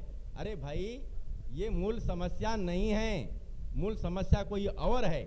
उस मूल समस्या पर जाइए कि कहाँ समस्या पैदा हो रही है, क्यों नौकरियां नहीं मिल रही है। अगर प्राइवेटाइजेशन भी हो गया तो उस कंपनी में जितने लोग काम करने वाले उतने तो लगेंगे, उससे बेरोजगारी नहीं बढ़ती। तब मैंने इस पर बहुत गंभीर अध्ययन किया। गंभीर अध्ययन करने के बाद में 4 ऐसे मुद्दे आए जो उपलब्ध संभावनाओं के युक्तिकरण से संबंधित है। यदि संभावनाओं का युक्तिकरण सही ढंग से कर दिया गया तो इस प्रदेश से 60% बेरोजगारी। अब बात आई 40% और बचेंगे, इसके लिए क्या करना है? फिर हमने सोचा था एक बिंदु और ऐसा निकल के सामने आ गया, उससे 40% बेरोजगारी भी दूर हो सकती है। एक बात आई, समानता की बात करते हैं लेकिन आरक्षण का मुद्दा सही नहीं है, आरक्षण तर्कसंगत नहीं है, तो उसको तर्कसंगत बनाने पर भी विचार हुआ। इस प्रकार सारे बिंदुओं पर विचार करते करते 7 मुद्दे निकल के आ गए। कितने मुद्दे निकल के आए? 7 मुद्दे। ये 7 मुद्दे 7 वचन के समान है। क्या के समान है? 7 वचन। और ये 7 वचनों की बात कब की जाती है? कमलापत जी बताइए, कब की जाती है 7 वचनों की बात? शादी के समय की जाती है ना। और उस वचनों को हम सब निभाते हैं कि नहीं निभाते? निभाते हैं ना। तो हमने सम्यक अभियान की शुरुआत किया इस उद्देश्य के साथ, जो भी पार्टी हमारे 7 वचनों को निभाने के लिए सामने आएगी, आगे चलकर यह अभियान उनके साथ होगा। अब साथियों, मुद्दों पर आने के पहले फिर एक बात को सामने रख देना चाहता हूं, तब मुद्दे गिनाऊंगा, क्योंकि आप कांग्रेसी हैं, बिना कांग्रेस की बात किए कहां मानेंगे। अब मैं भी कांग्रेसी बन गया हूं, आप लोगों को जानकारी होना चाहिए। 22 मार्च 2023 को मैंने सक्रिय राजनीति में प्रवेश का निर्णय ले लिया। क्यों लिया? जब इन मुद्दों को लेकर के हमारा अभियान चला, प्रदेशव्यापी अभियान चला, हमारे शैलेंद्र श्रीवास्तव जी ने सब बता दिया कहां कहां अभियान चला। लाखों युवा जुड़ गए, कांग्रेस के कार्यकर्ता, कांग्रेस के पदाधिकारी, कांग्रेस के पूर्व मंत्री, विधायक सब कार्यक्रम में रहते रहे। लेकिन इसके साथ किसान संगठन, भिन्न भिन्न विचारधारा के किसान संगठन हमारे साथ रहे। ओबीसी महासभा वाले, यहां भी पदाधिकारी होंगे, ओबीसी महासभा वाले पदाधिकारी सारे कार्यक्रमों में हमारे साथ चलते रहे। आदिवासी संगठनों वाले, भिन्न भिन्न आदिवासी संगठनों वाले चले, दलित संगठनों वाले चले, गांधीवादी संगठनों वाले चले। देश के जितने प्रमुख संगठन थे वे हमारे सम्यक अभियान के साथ चलने लगे। लेकिन एक बात आई, जब लाखों लोग जुड़ गए तो लोगों ने आवाज उठाना शुरू किया कि सर आप आवाज तो अच्छी उठा रहे हैं, बात बिल्कुल सही है, हम इससे प्रभावित होकर ही आपसे जुड़े हैं, लेकिन इन मुद्दों का क्रियान्वयन कौन करेगा? जब तक कोई राजनीतिक दल सामने नहीं आएगा तो इसका क्रियान्वयन सुनिश्चित कैसे करेंगे? या तो आप हमें, अभी आप कहते हैं कि गांधीवादी तरीके से हमको लड़ना है, हमें कोई आंदोलन नहीं करना है, कोई धरना प्रदर्शन नहीं करना है, तो बिना धरना प्रदर्शन आंदोलन के बाद में भी कुछ नहीं होगा, क्या मतलब निकलेगा? जब तक कोई ना कोई जिम्मेदारी न ले। तब हमने बोला कि भाई क्या करना चाहिए, कार्यकर्ता सम्मेलन बुलाओ भोपाल में कार्यकर्ता सम्मेलन आयोजित किया गया। हजारों युवा उसमें शामिल हुए, कार्यकर्ता शामिल हुए। हमने उन सब से विचार विमर्श किया आखिर क्या करना चाहिए। तो सब ने हमसे कहा कि आपको सक्रिय राजनीति में आना पड़ेगा। तो हमने बोला भाई सक्रिय राजनीति में तो आ जाएंगे, लेकिन अभी ये तय नहीं है कि कौन सी पार्टी हमारे मुद्दों का क्रियान्वयन सुनिश्चित करेगी। तो आप सब ने कहा भाई आप तो कांग्रेस ही हैं। मैंने बोला नहीं, अभी मैं कांग्रेस पार्टी में शामिल नहीं हुआ हूं। मैं पर्दे के पीछे से कांग्रेस पार्टी को लगातार सन 1984 से ही मदद करते आ रहा हूं। 1984 से, अभी से नहीं, काम करते रहा हूं कांग्रेस के लिए। लेकिन मैं सक्रिय राजनीति में नहीं आया, कांग्रेस पार्टी का सदस्य भी नहीं बना। क्या करना चाहिए, खूब विचार किया। और मैं उन कांग्रेस के विधायकों को, पूर्व मंत्री जो भी लोग थे, उन सब के प्रति धन्यवाद देता हूं सबको, कि उन लोगों ने कहा नहीं, चाहे हमारी पार्टी क्यों ना हो, लेकिन आपको पहले नेतृत्व लेवल पर चर्चा करने के बाद ही पार्टी को ये मुद्दे देना चाहिए। हमने 22 मार्च 2023 को सक्रिय राजनीति में प्रवेश का निर्णय लिया। लेकिन हमने स्पष्ट कर दिया, जो भी राजनीतिक दल हमारे सातों मुद्दों के क्रियान्वयन के लिए फार्मूला पेश करेगा, मैं उसी राजनीतिक दल के साथ जाऊंगा। तो आपको बताना चाहता हूं, उसी दिन शाम से नेताओं का आना शुरू हो गया। सबसे पहले प्रदेश में सत्ताधारी दल आया। कौन सा है सत्ताधारी दल, जानते हैं ना? कौन सा दल है? हाँ, तब इस भाजपा के कई वरिष्ठ नेता मेरे पास आए और आके क्या बोला उनने, सर आपको हमारी पार्टी ही आपके लायक का सम्मान दे सकती है, आपके सम्मान के अनुरूप आपको पद दे सकती है, आपके सम्मान के अनुरूप आपके लिए व्यवस्था दे सकती है। मैंने उनसे कहा, मैंने कब मांगा सम्मान? जो मिलना था तो मिल गया है। मैंने कब मांगा पद? मैंने कब मांगी व्यवस्था? मैं तो बड़े बड़े पदों पर ऐसे ही रह चुका हूं, मेरे को कोई जरूरत नहीं है इसकी। अब मैं जो मांग रहा हूं वो सुनिए। ये 7 मुद्दे हैं, इन 7 मुद्दों का क्या क्रियान्वयन आप सुनिश्चित कर सकते हैं? बोले बिल्कुल करेंगे। बोले कैसे करेंगे, पहले बताओ। बिल्कुल करेंगे से नहीं चलेगा, कैसे करेंगे? तो वो अगल बगल झांकने लगे, किसी की हिम्मत नहीं चली जवाब देने की। तो मैंने बोला बस भैया हम आपके साथ नहीं आ सकते। उसके बाद देश के कई राजनीतिक दलों के नेता आए, किसी ने भी इन मुद्दों के क्रियान्वयन का फार्मूला मेरे सामने पेश नहीं किया। उसके बाद मेरी मुलाकात कमलनाथ जी से हुई। कमलनाथ जी से बड़ी विस्तार से चर्चा हुई और कमलनाथ जी ने, आप लोगों के लिए गर्व की बात है, कमलनाथ जी ने हमारे सारे मुद्दों को सुना और प्रत्येक मुद्दों पर क्रियान्वयन की बात, कोरी बात नहीं की, बल्कि मुद्दों के क्रियान्वयन के लिए सटीक फार्मूला मेरे पास पेश किया। जब मुझे लगा कि इनके साथ चलने पर युवाओं के लिए जो मैं संघर्ष कर रहा हूं, जिन मुद्दों को लेके चल रहा हूं, उन मुद्दों का क्रियान्वयन सुनिश्चित है, तब मैंने इस अभियान को कांग्रेस पार्टी से जोड़ने का निर्णय लिया और मित्रों, इसके साथ ही मैंने प्रदेश व्यापी अभियान शुरू कर दिया। यात्रा निकली है, 2 सितंबर को इसका भोपाल में समापन होना है। हर जिले में हम जा रहे हैं, कांग्रेसी कार्यकर्ताओं के बीच में जा रहे हैं, उन्हें सारे मुद्दे बता रहे हैं। अब मुद्दे क्यों बता रहे हैं? मुद्दे केवल इसलिए नहीं बता रहे हैं इधर से सुनिए और इधर से निकाल दीजिए, इसलिए नहीं बता रहे हैं मैंने ये किया, मैंने ये किया, मैंने ये किया। हमारे अशोक जी, आप मेरे छोटे भाई के समान हैं, बुरा मत मानिएगा। आपने क्या किया, क्या नहीं किया, आपने अपने कर्तव्य का निर्वहन किया। आप आज के बाद कभी भी किसी भी मंच से ये नहीं बताएंगे कि आपने किस व्यक्ति को क्या मदद किया। अगर आप मेरे प्रिय शिष्य हैं तो इस बात को बांध करके रख लीजिए। क्यों अशोक जी, सही है? आज के बाद कभी नहीं बोलेंगे कि मैंने फलाने के लिए किया, फलाने के लिए किया। जिनके लिए भी जो भी आपने किया है उनको याद है, और नहीं है तो बेईमान समझ के छोड़ दो। आपको अपना कर्तव्य निभाना है। जिस प्रकार आपको मैंने कहा कि एकला चलो रे की तर्ज पर मैं निकल गया और मेरे पीछे पीछे कारवां आ गया, और आपने भी वही काम किया। जब आपने पहली बार मेरी सभा आयोजित की, ज्यादा लोग नहीं आ पाए, किसी ने रोक दिया, किसी ने रोका, नहीं जाना है सभा में, नहीं जाना है, आदि आदि, ज्यादा लोग नहीं आए। दूसरी बार किए, काफी लोग आए।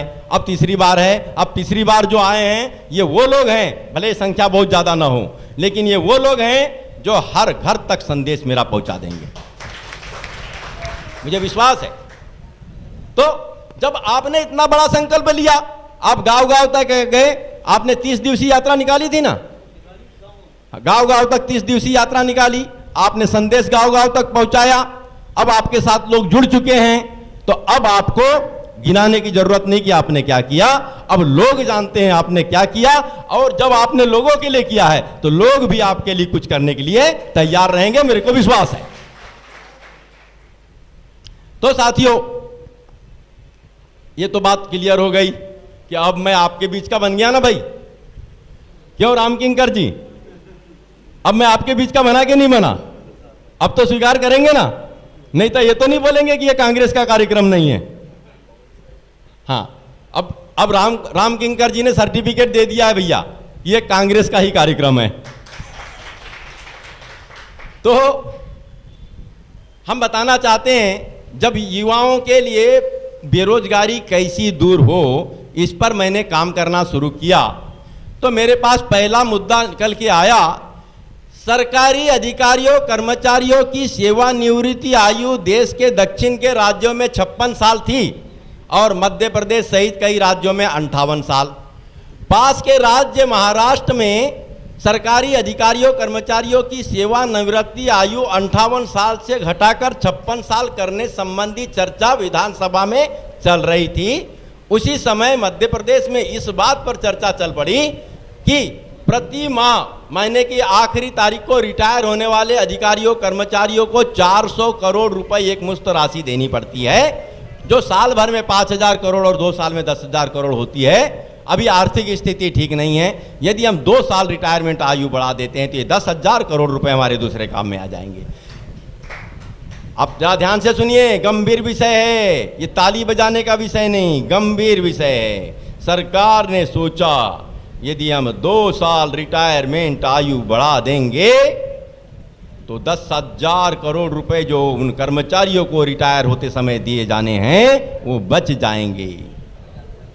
इस आशय के साथ सरकार ने एक आईएएस अधिकारी को रिपोर्ट सौंपने के लिए कहा कि जरा बताओ इससे क्या फायदे क्या नुकसान है। तो उस आईएएस अधिकारी ने रिपोर्ट दिया, जरा ध्यान से सुनिए, आपको बताना है, गांव में जाके, नगर में बताना है, वार्डों में बताना है। उस आईएएस अधिकारी ने कहा साहब बड़े फायदे हैं इसमें। बोले कैसे? पहला फायदा तो ये कि जो कर्मचारी जब नौकरी करने जाता है तो पहले महीने से ही उसकी ग्रेच्युटी और पीएफ की राशि सरकार के पास जमा होने लगती है। सरकार का वित्त विभाग उसे निवेश प्रणाली में डालता है, निवेश प्रणाली से जो आय होती है उस राशि को सरकार कर्मचारी को मिलने वाली सुविधाओं में समायोजित करती है। जब उनकी नौकरी 25 साल की हो जाती है तब तक उनकी राशि इतनी अधिक सरकार के पास जमा हो जाती है कि उस राशि से मिलने वाली आय से ही उसकी वेतन की पूर्ति हो जाती है। अर्थात फ्री का कर्मचारी मिला 25 साल की नौकरी करने के बाद, वो चाहे जितने साल सेवानिवृत्ति आयु बढ़ा लीजिए, है तो फ्री का कर्मचारी, सरकार का कोष पर भार ही नहीं पड़ता। दूसरी बात, यदि ये रिटायर होते हैं तो इन अपनी सारी राशि लेके चले जाते हैं। उसके बदले में एक और भार पड़ता है कि वेतन की आधी राशि पेंशन के रूप में देनी पड़ती है और पेंशन का टेंशन सरकार पर आ जाता है। तीसरी बात, इनके रिटायर होने पर नए कर्मचारी नियुक्ति करने पड़ते हैं और उन कर्मचारियों को वेतन देने के लिए भी सरकार के कोष पर भार पड़ता है। इस प्रकार फायदा ही फायदा है। अब तो 2 साल क्या 10 साल बढ़ा दीजिए। तब सरकार ने 2 साल सेवानिवृत्ति की आयु बढ़ाकर 58 साल से 60 साल कर दी। कितने साल की? 60 साल। अब बाद की सरकार ने देखा ये तो बड़े फायदे की बात है, रिटायरमेंट आयु बढ़ाने के बाद में न एक मुश्त राशि देनी पड़ती, न पेंशन देनी पड़ती, न नई नियुक्ति करनी पड़ती, तो उन्होंने बोला और 2 साल बढ़ा देते हैं। तब होशियार आईएएस अधिकारी ने उनसे कहा, अरे साहब ये तो मामला गड़बड़ हो जाएगा, अगर युवा भड़क कर सड़क पर उतर आए तो लेने के देने पड़ जाएंगे, इसलिए आप ये खट्टे सबकी रिटायरमेंट आयु 2 साल मत बढ़ाइए। तो बोले क्या करें? पायलट प्रोजेक्ट लागू करके कुछ विभागों के कर्मचारियों की कमी के बहाने 2 साल रिटायरमेंट आयु बढ़ा दीजिए। यदि युवा विरोध नहीं करते हैं तब सबकी रिटायरमेंट आयु 2 साल बढ़ा देना। तो इन्होंने डॉक्टर्स और प्रोफेसर्स की कमी के बहाने 2 साल रिटायरमेंट आयु बढ़ा के 62 साल की, 2 साल तक युवा समझ ही नहीं पाए, कोई विरोध नहीं हुआ और विरोध नहीं होने की वजह से बाद में इनने सब की रिटायरमेंट आयु 62 साल कर दी। अब सरकार ने देखा धीरे धीरे हमको 70 साल तक बढ़ाना है, बड़े फायदे की बात है, फायदा देखती है सरकार। तो सरकार ने सोचा अब क्या करें और बढ़ा देते हैं। तो उन्होंने डॉक्टर्स प्रोफेसर्स की सेवानिवृत्ति आयु 3 साल बढ़ा के 65 साल कर दी। बोले देखते हैं 3 साल तक विरोध नहीं हुआ तो सबकी 65 साल कर देंगे। और हाल ही में 1 साल पहले 2022 में सर डॉक्टर्स प्रोफेसर्स की सेवानिवृत्ति आयु 68 साल करते हुए बाकी सभी कर्मचारियों की सेवानिवृत्ति आयु 65 साल करने का निर्णय सरकार ने ले लिया था। लेकिन उसी समय हमारे समयक अभियान ने सेवानिवृत्ति आयु बढ़ाने का विरोध शुरू किया और सरकार के कदम ठिठक गए। बोले बड़ा मामला गड़बड़ हो जाएगा। वहां सरकार तो रुकी, निर्णय तो ले ली, उसको निर्णय को वापस नहीं ली, लेकिन सरकार ने बोला अभी रुक जाओ, देखते हैं बाद में क्या होता है। तब तक भारत सरकार के भविष्य निधि संगठन ने भारत सरकार के पास अनुशंसा किया। बड़ी विचित्र अनुशंसा, बड़ी विचित्र अनुशंसा की। अनुशंसा यह की कि अब लोग जल्दी मरते नहीं हैं, दवा खा खा कर लंबे समय तक जीते हैं, और यदि वो सरकारी अधिकारी कर्मचारी है तो उनके पेंशन का भार सरकार पर पड़ रहा है। इसलिए रिटायरमेंट आयु एक साथ 5 साल बढ़ा दी जाए। तो 68 साल तक पहले ही पहुंच रहे थे, 5 साल और बढ़ जाएगा, 73 हो जाएगा, 70 और 73 हो जाएगा। कर्मचारी सेवानिवृत्ति नहीं होंगे तो नए युवाओं को मौका मिलेगा क्या? बताइए, आपके बच्चों को नौकरी मिलेगी क्या?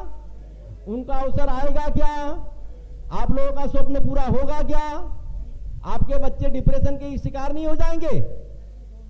होंगे ना? तो ये बड़ी चिंताजनक बात थी। तब मैंने एक आईएएस अधिकारी का सहारा लिया और मैंने बोला भाई 31 जुलाई 2024 को यदि 58 साल सेवानिवृत्ति आयु लागू कर दी जाती है तो मध्य प्रदेश के कितने अधिकारी कर्मचारी सेवानिवृत्त होंगे, इसके आंकड़े दीजिए।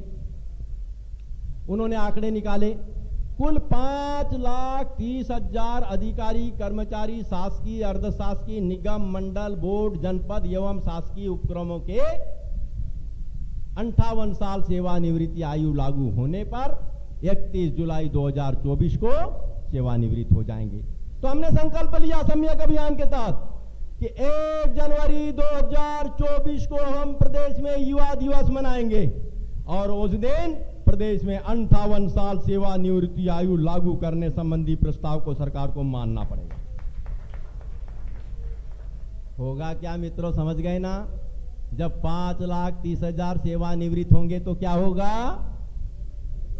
5,30,000 युवाओं के लिए नौकरियों के अवसर सुनिश्चित हो जाएंगे। कांग्रेस की सरकार आएगी तो क्या होगा?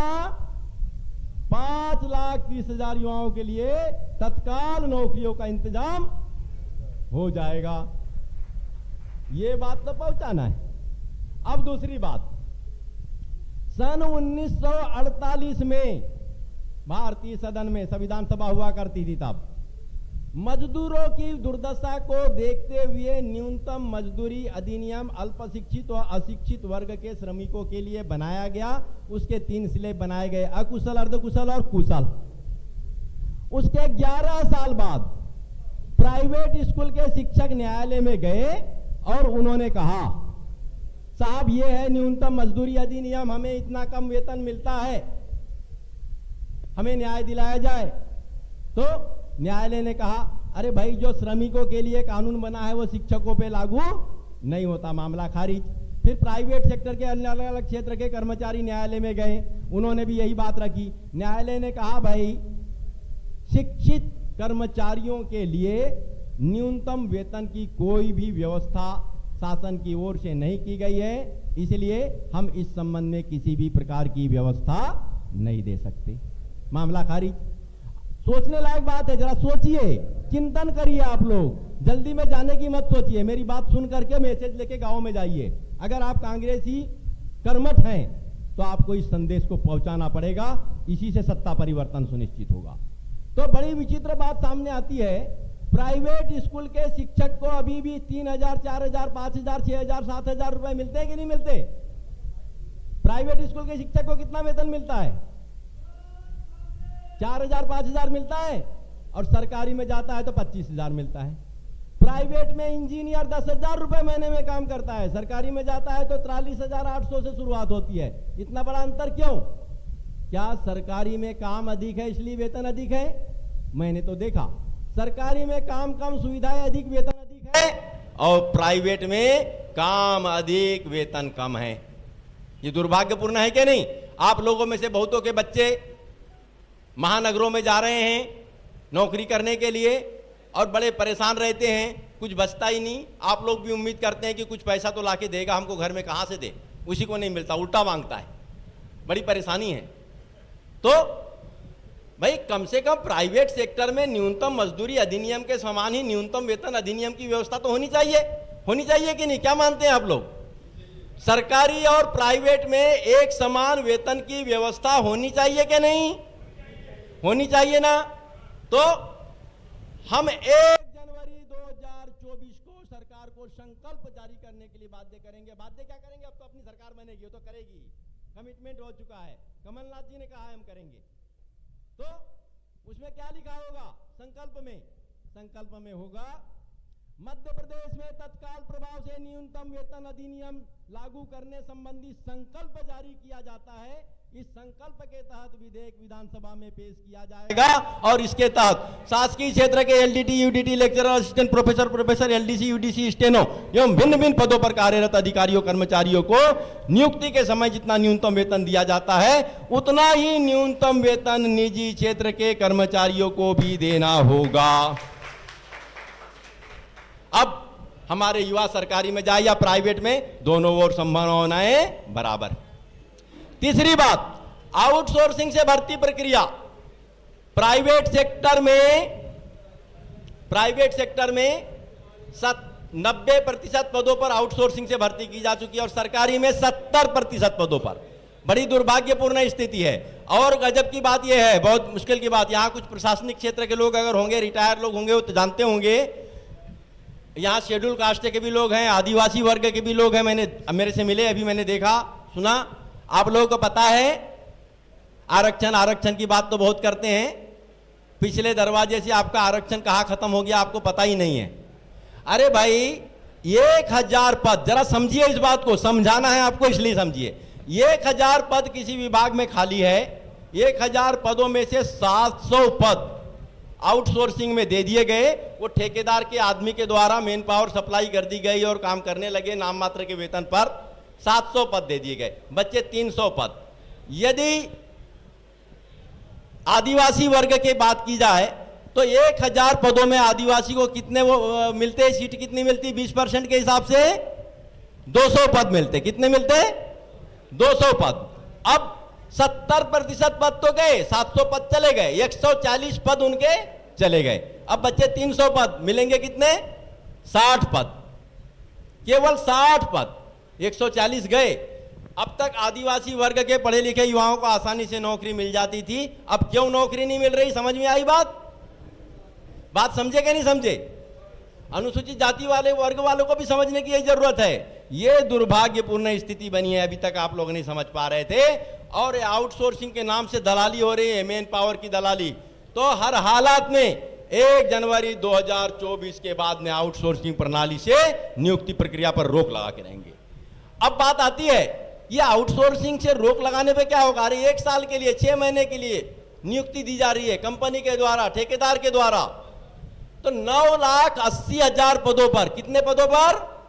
9,80,000। याद रखो, 9,80,000 पदों पर शासकीय, अर्धशासकीय, निगम, मंडल, बोर्ड, जनपद एवं शासकीय उपक्रमों में आउटसोर्सिंग से भर्ती की जा चुकी है। और वो भर्ती क्या है? 1-1 साल में हटा देते हैं।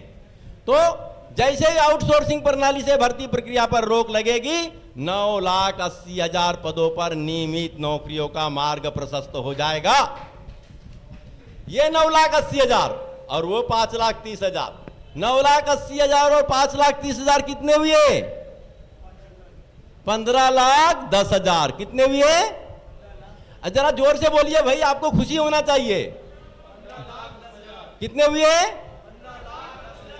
15,10,000 युवाओं के लिए कांग्रेस की सरकार बनने पर नौकरी लगाने का मार्ग प्रशस्त हो जाएगा। कितने का? साधारण बात लग रही है आपको? नहीं ना? कोई बोल सकता है 15 लाख को नौकरी देंगे? नहीं बोला ना अभी तक के? मध्य प्रदेश में किसी ने बोला क्या? कोई सरकार ने बोली क्या? ये शिवराज सिंह चौहान ने बोला क्या? जब किसी ने नहीं बोला तो कांग्रेस बोल रही है ना? तब 15,10,000 की बात प्रचारित करिए आप लोग, डोर टू डोर पहुंचाइए। ठीक है? अब और प्राइवेट सेक्टर में भी 90% पद जो खाली होंगे उसमें भी सब आउटसोर्सिंग बंद होने पर नियमित नेचर की नौकरी लगेगी, ये अवसर बढ़ेंगे। अब चौथी बात आती है, कोरोना के टाइम में जो BR अंबेडकर के द्वारा अंग्रेजों के टाइम में चली गई 12 से 14 घंटे की शिफ्ट ड्यूटी का प्रावधान था, उसको 8 घंटे में बदल दिया गया था। तो विदेशी उद्योगपतियों के दबाव में देश के सत्ताधीश ने वो 8 घंटे की शिफ्ट ड्यूटी को 12 घंटे कर दिया। क्या लगता है आपको? साधारण बात लगती है क्या? क्यों असाधारण है? क्यों समस्या है? अब बताता हूं। देखिए भाई, 8 8 8 8 तिया 24 हो गया। 24 3 शिफ्ट हुई। अब 1,000 1,000 1,000 कितने कर्मचारी हुए? 3,000 कर्मचारी हुए। अब इन्होंने 12 घंटे की शिफ्ट किया, 12 दूनी 24। एक शिफ्ट वाले कहां गए? कहां गए एक शिफ्ट वाले? बाहर निकल गए। बेरोजगारी बढ़ी कि नहीं बढ़ी? बढ़ गई। इसी प्रकार विदेशी उद्योगपतियों ने बोला कि आपके यहां ऐसे श्रम कानून बना दिए गए हैं कि एक बार नौकरी पे रख लो तो निकालते बनता ही नहीं। बड़ी विचित्र स्थिति है। वो प्रतिनिधि यूनियन के पास जाते हैं, वो न्यायालय में जाता है, फिर हटा नहीं सकते। ये दुर्भाग्यपूर्ण स्थिति है। तो आप सारे श्रम कानून हटा दीजिए, हमें नौकरी पे रखने और निकालने की आजादी दे दीजिए। तो हमारे देश के सत्ताधीश जो है बड़े चौड़े सीने वाले हैं, मालूम है ना? सीना चौड़ा है कि नहीं है? तो उन्होंने बोला मेरा सीना जितना चौड़ा दिल भी उतना बड़ा है, और ये दिल गरीबों के लिए नहीं है, उद्योगपतियों के लिए है। इसलिए उनने उद्योगपतियों के लिए अपना बड़ा दिल बताते हुए क्या किया? सारे श्रम कानून हटा दिए। उससे क्या हुआ? कंपनी में जो पुराने कर्मचारी थे जिनका वेतन 60,000 70,000 80,000 हो गया था, कंपनियों ने सोचा अब तो श्रम कानून गए, अब तो न्यायालय जा ही नहीं सकते, इनको हटाओ, 5,000 7,000 8,000 10,000 के कर्मचारी रख लो। और उन्होंने सारे कर्मचारियों की छटनी करना शुरू कर दिया। अंधाधुंध बेरोजगारी बढ़ी। आप में से बहुत सारे लोग बैठे हैं, सब जानते हैं कि नौकरी से हटाए जाने के बाद में वो सब बेरोजगार होकर के लोग गांव गांव में आ गए थे। कोरोना काल में आए थे कि नहीं आए थे? बहुत सारे बेरोजगार आए। जो घर से 10 साल 15 साल पहले निकल गए थे वापस आए कि नहीं आए? आप बता सकते हैं आप बेरोजगारी क्यों बढ़ी? तो हम क्या करेंगे, पुनः 8 घंटे की शिफ्ट ड्यूटी बहाल करवाएंगे, पुराने श्रम कानूनों को बहाल कराएंगे, पुनः नौकरियों के अवसर बढ़ेंगे। और एक महत्वपूर्ण बात, जो लोग नौकरी बाहर करने गए उनको बता देना, ये जो प्राइवेट कंपनियों में नौकरी करते हैं उनकी समस्याएं जल्दी सुनी नहीं जाती, सुनने के लिए कोई प्लेटफार्म नहीं होता, सरकार के पास कोई प्लेटफार्म नहीं होता, किसके पास जाए शिकायत करने। तो मध्य प्रदेश में निजी क्षेत्र की कर्मचारियों की समस्याओं के तत्काल समाधान के लिए सरकार का एक प्लेसमेंट डिपार्टमेंट बनेगा। क्या बनेगा? Placement department. ये हुई हमारी 4 बात। ये है संभावनाओं के युक्तिकरण की बात। यदि हम संभावनाओं का युक्तिकरण कर देते हैं तो 60% बेरोजगारी दूर हो जाती है। अब बड़ी महत्वपूर्ण बात है, अब मेरे ख्याल से राम किंकर जी ये बताइए, अपने जिले में मेरे ख्याल से 60% के आसपास ओबीसी की आबादी होगी ना? 70% है, 70% है ओबीसी की आबादी। कहां पर? दतिया जिले में। क्या आप लोग मानते हो ऐसा है? क्यों भाई, कितनी आबादी है दतिया जिले में ओबीसी की? 70% है। 70% आबादी को 14% आरक्षण मिले, कितना दुर्भाग्यपूर्ण है क्या नहीं है? ये न्याय संगत है क्या? नहीं है ना? अब आपको हम बताते हैं, जरा राज की बात सुनिए। ऐसा नहीं है किसी ने बोला कि आधा अधूरा ले लो। 70%, पूरे प्रदेश में 54% है। कितना है? 54%। अब 54% आबादी को अगर किसी ने 27% भी देता है बोले तो भी हमारी मांग पूर्ति नहीं होती। होती है क्या? जितनी आबादी उतना आरक्षण चाहिए। कितना चाहिए? अरे जरा एक बार बोलो भाई, कितना आरक्षण चाहिए? आबादी के अनुपात में आरक्षण चाहिए। अब एक बड़ी महत्वपूर्ण बात है, हमारे पूर्व जिला अध्यक्ष, वर्तमान जिला अध्यक्ष, कांग्रेस के सब पदाधिकारी बैठे हैं। जहां गिरने वाले हो मैं वो बात बताता हूं। अधिकांश लोग जो ये दूसरे पार्टी के हैं ये कहते हैं कि राजीव गांधी नहीं चाहते थे कि ओबीसी को आरक्षण मिले, वो तो वीपीसी ने लागू कर दिया। ये बात कहते हैं कि नहीं कहते? ये बोले जाते हैं ना। ये बात बिल्कुल गलत है, गलत है, गलत है। किसी भाजपा के नेता और किसी पार्टी के नेता में अगर दम है तो मेरे से आके बात करके देखे, मैं बताऊंगा क्या सही है। तो बात यह है, अब आपको रखना है ये बात लोगों के बीच में। बात यह है कि इसको मैं थोड़ा सा विस्तार दे रहा हूं 5-7 मिनट में। बात यह है कि देश जब स्वतंत्र हुआ तो जो जातिगत उपेक्षा के शिकार थे, जिनको कि अछूत माना जा रहा था, उस समाज को अनुसूचित जाति वर्ग के तहत रखा गया। जो वनांचल में रहते थे उन्हें अनुसूचित जनजाति वर्ग के तहत रखा गया और ये मनसा जाहिर की गई कि इनको मुख्य धारा से जोड़ना है तो आरक्षण देना पड़ेगा। 1931 में जातिगत जनगणना हुई थी ब्रिटिश काल में। 1931 की जातिगत जनगणना को आधार मानते हुए देश में कुल 15% आबादी अनुसूचित जाति वर्ग की पाई गई और 7.5% आबादी अनुसूचित जनजाति वर्ग की पाई गई। तो कुल 22.5% आरक्षण SC/ST वर्ग को देश में दिया गया। कितना दिया गया था? थोड़ा सा आप सुनेंगे तो जरा ये करेंगे, इससे क्या याद होगा। कितना दिया गया था? 22.5%। 22.5% SC/ST को आरक्षण दिया गया। उसके बाद में विचार चला कि अरे ये तो गलत हो जाएगा। कुछ राज्य ऐसे हैं जहां आदिवासी वर्ग की आबादी 50% से अधिक है, उनको अगर 7.5% आरक्षण देते हैं तो बड़ा अन्याय होगा। तब देश के नीति निर्धारकों ने निर्णय लिया कि राज्य को यह छूट दी जाए कि प्रत्येक राज्य अपने अपने राज्य में आरक्षित वर्ग की आबादी के अनुपात में आरक्षण सुनिश्चित करे। मतलब आबादी के अनुपात में आरक्षण सुनिश्चित करने के अधिकार किसको दे दिए गए? राज्य सरकारों को दे दिए गए, प्रदेश सरकारों को दे दिए गए 1950 में। उसके बाद क्या हुआ? कुछ लोग न्यायालय में गए और उनको ये बात ठीक नहीं लगी, न्यायालय में बात रखने पर न्यायालय ने एक व्यवस्था दे दिया, क्या? आरक्षण आप आबादी के अनुपात में दे तो सकते हैं, लेकिन किसी भी कीमत में आरक्षण 50% से अधिक नहीं होना चाहिए। तब यह व्यवस्था बनने के बाद में मध्य प्रदेश की बात कर दूं, यहां मध्य प्रदेश में 20% आदिवासी वर्ग था, 16% अनुसूचित जाति वर्ग था, दोनों को मिला के 36% आरक्षण SC ST के लिए यहां हो गया। सन 1974 में इंदिरा गांधी ने यह संकल्प जारी की कि OBC वर्ग को भी आरक्षण देना है। 1979 में पहली बार बिंदेश्वरी प्रसाद मंडल के नेतृत्व में मंडल आयोग बना।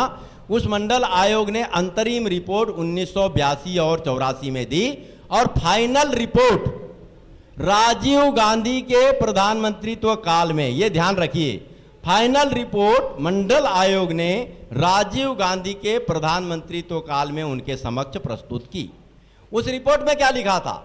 सन 1931 की जातिगत जनगणना के अनुसार देश में कुल 44% आबादी OBC वर्ग की है। चूंकि सुप्रीम कोर्ट ने 50% से अधिक आरक्षण न देने संबंधी व्यवस्था दी है तथा देश में पूर्व से ही 22.5% आरक्षण SC ST वर्ग के लिए लागू है, इसलिए यह आयोग 27% आरक्षण OBC वर्ग को देने की सिफारिश करता है। 27 और 22.5 कितना हुआ? 49.5%। इस रिपोर्ट को देखने के बाद राजीव गांधी ने क्या कहा, यह सुनिए, जो गलत तरीके से जो बात रख रहे हैं उनके लिए। राजीव गांधी ने कहा 1931 में जातिगत जनगणना हुई, उसके बाद ढेर सारे परिवर्तन हुए हैं। उन आंकड़ों को अब कैसे विश्वसनीय माना जा सकता है? जब तक नए सिरे से जातिगत जनगणना नहीं होती तब तक इस रिपोर्ट पर अमल करना संभव नहीं है। इस कारण उन्होंने रोका। दूसरी बात, उन्होंने कहा यदि मान भी लिया जाए 1931 की जातिगत जनगणना के अनुसार 44% आबादी OBC वर्ग की है, तो 44% आबादी को हम 27% आरक्षण क्यों दें? उनके साथ न्याय कैसे हो सकता है? जबकि राज्यों को यह अधिकार दिए जा चुके हैं कि राज्य आबादी के अनुपात में आरक्षण सुनिश्चित करे। इस कारण से उन्होंने उस रिपोर्ट को त्रुटिपूर्ण मानते हुए उस समय लागू करने से मना कर दिया। अब जल्दीबाजी में VPC ने उन त्रुटिपूर्ण रिपोर्ट को ही लागू करके रख दिया। उससे क्या हुआ? 27% आरक्षण OBC वर्ग को दे दिया गया। अब मध्य प्रदेश जैसे राज्य में यदि 27% आरक्षण आया तो पहले से ही यहां 36% आरक्षण SC ST के लिए था। यदि 27 करते तो 63 हो जाता, इसलिए मजबूरी में 14% आरक्षण OBC वर्ग को दिया गया। अब बात आप लोगों को समझ में आ गई? राजीव गांधी ने गलत किया क्या? राजीव गांधी ने गलत किया था क्या? राजीव गांधी क्या चाहते थे? आबादी के अनुपात में आरक्षण मिले। राजीव गांधी यही चाहते थे ना?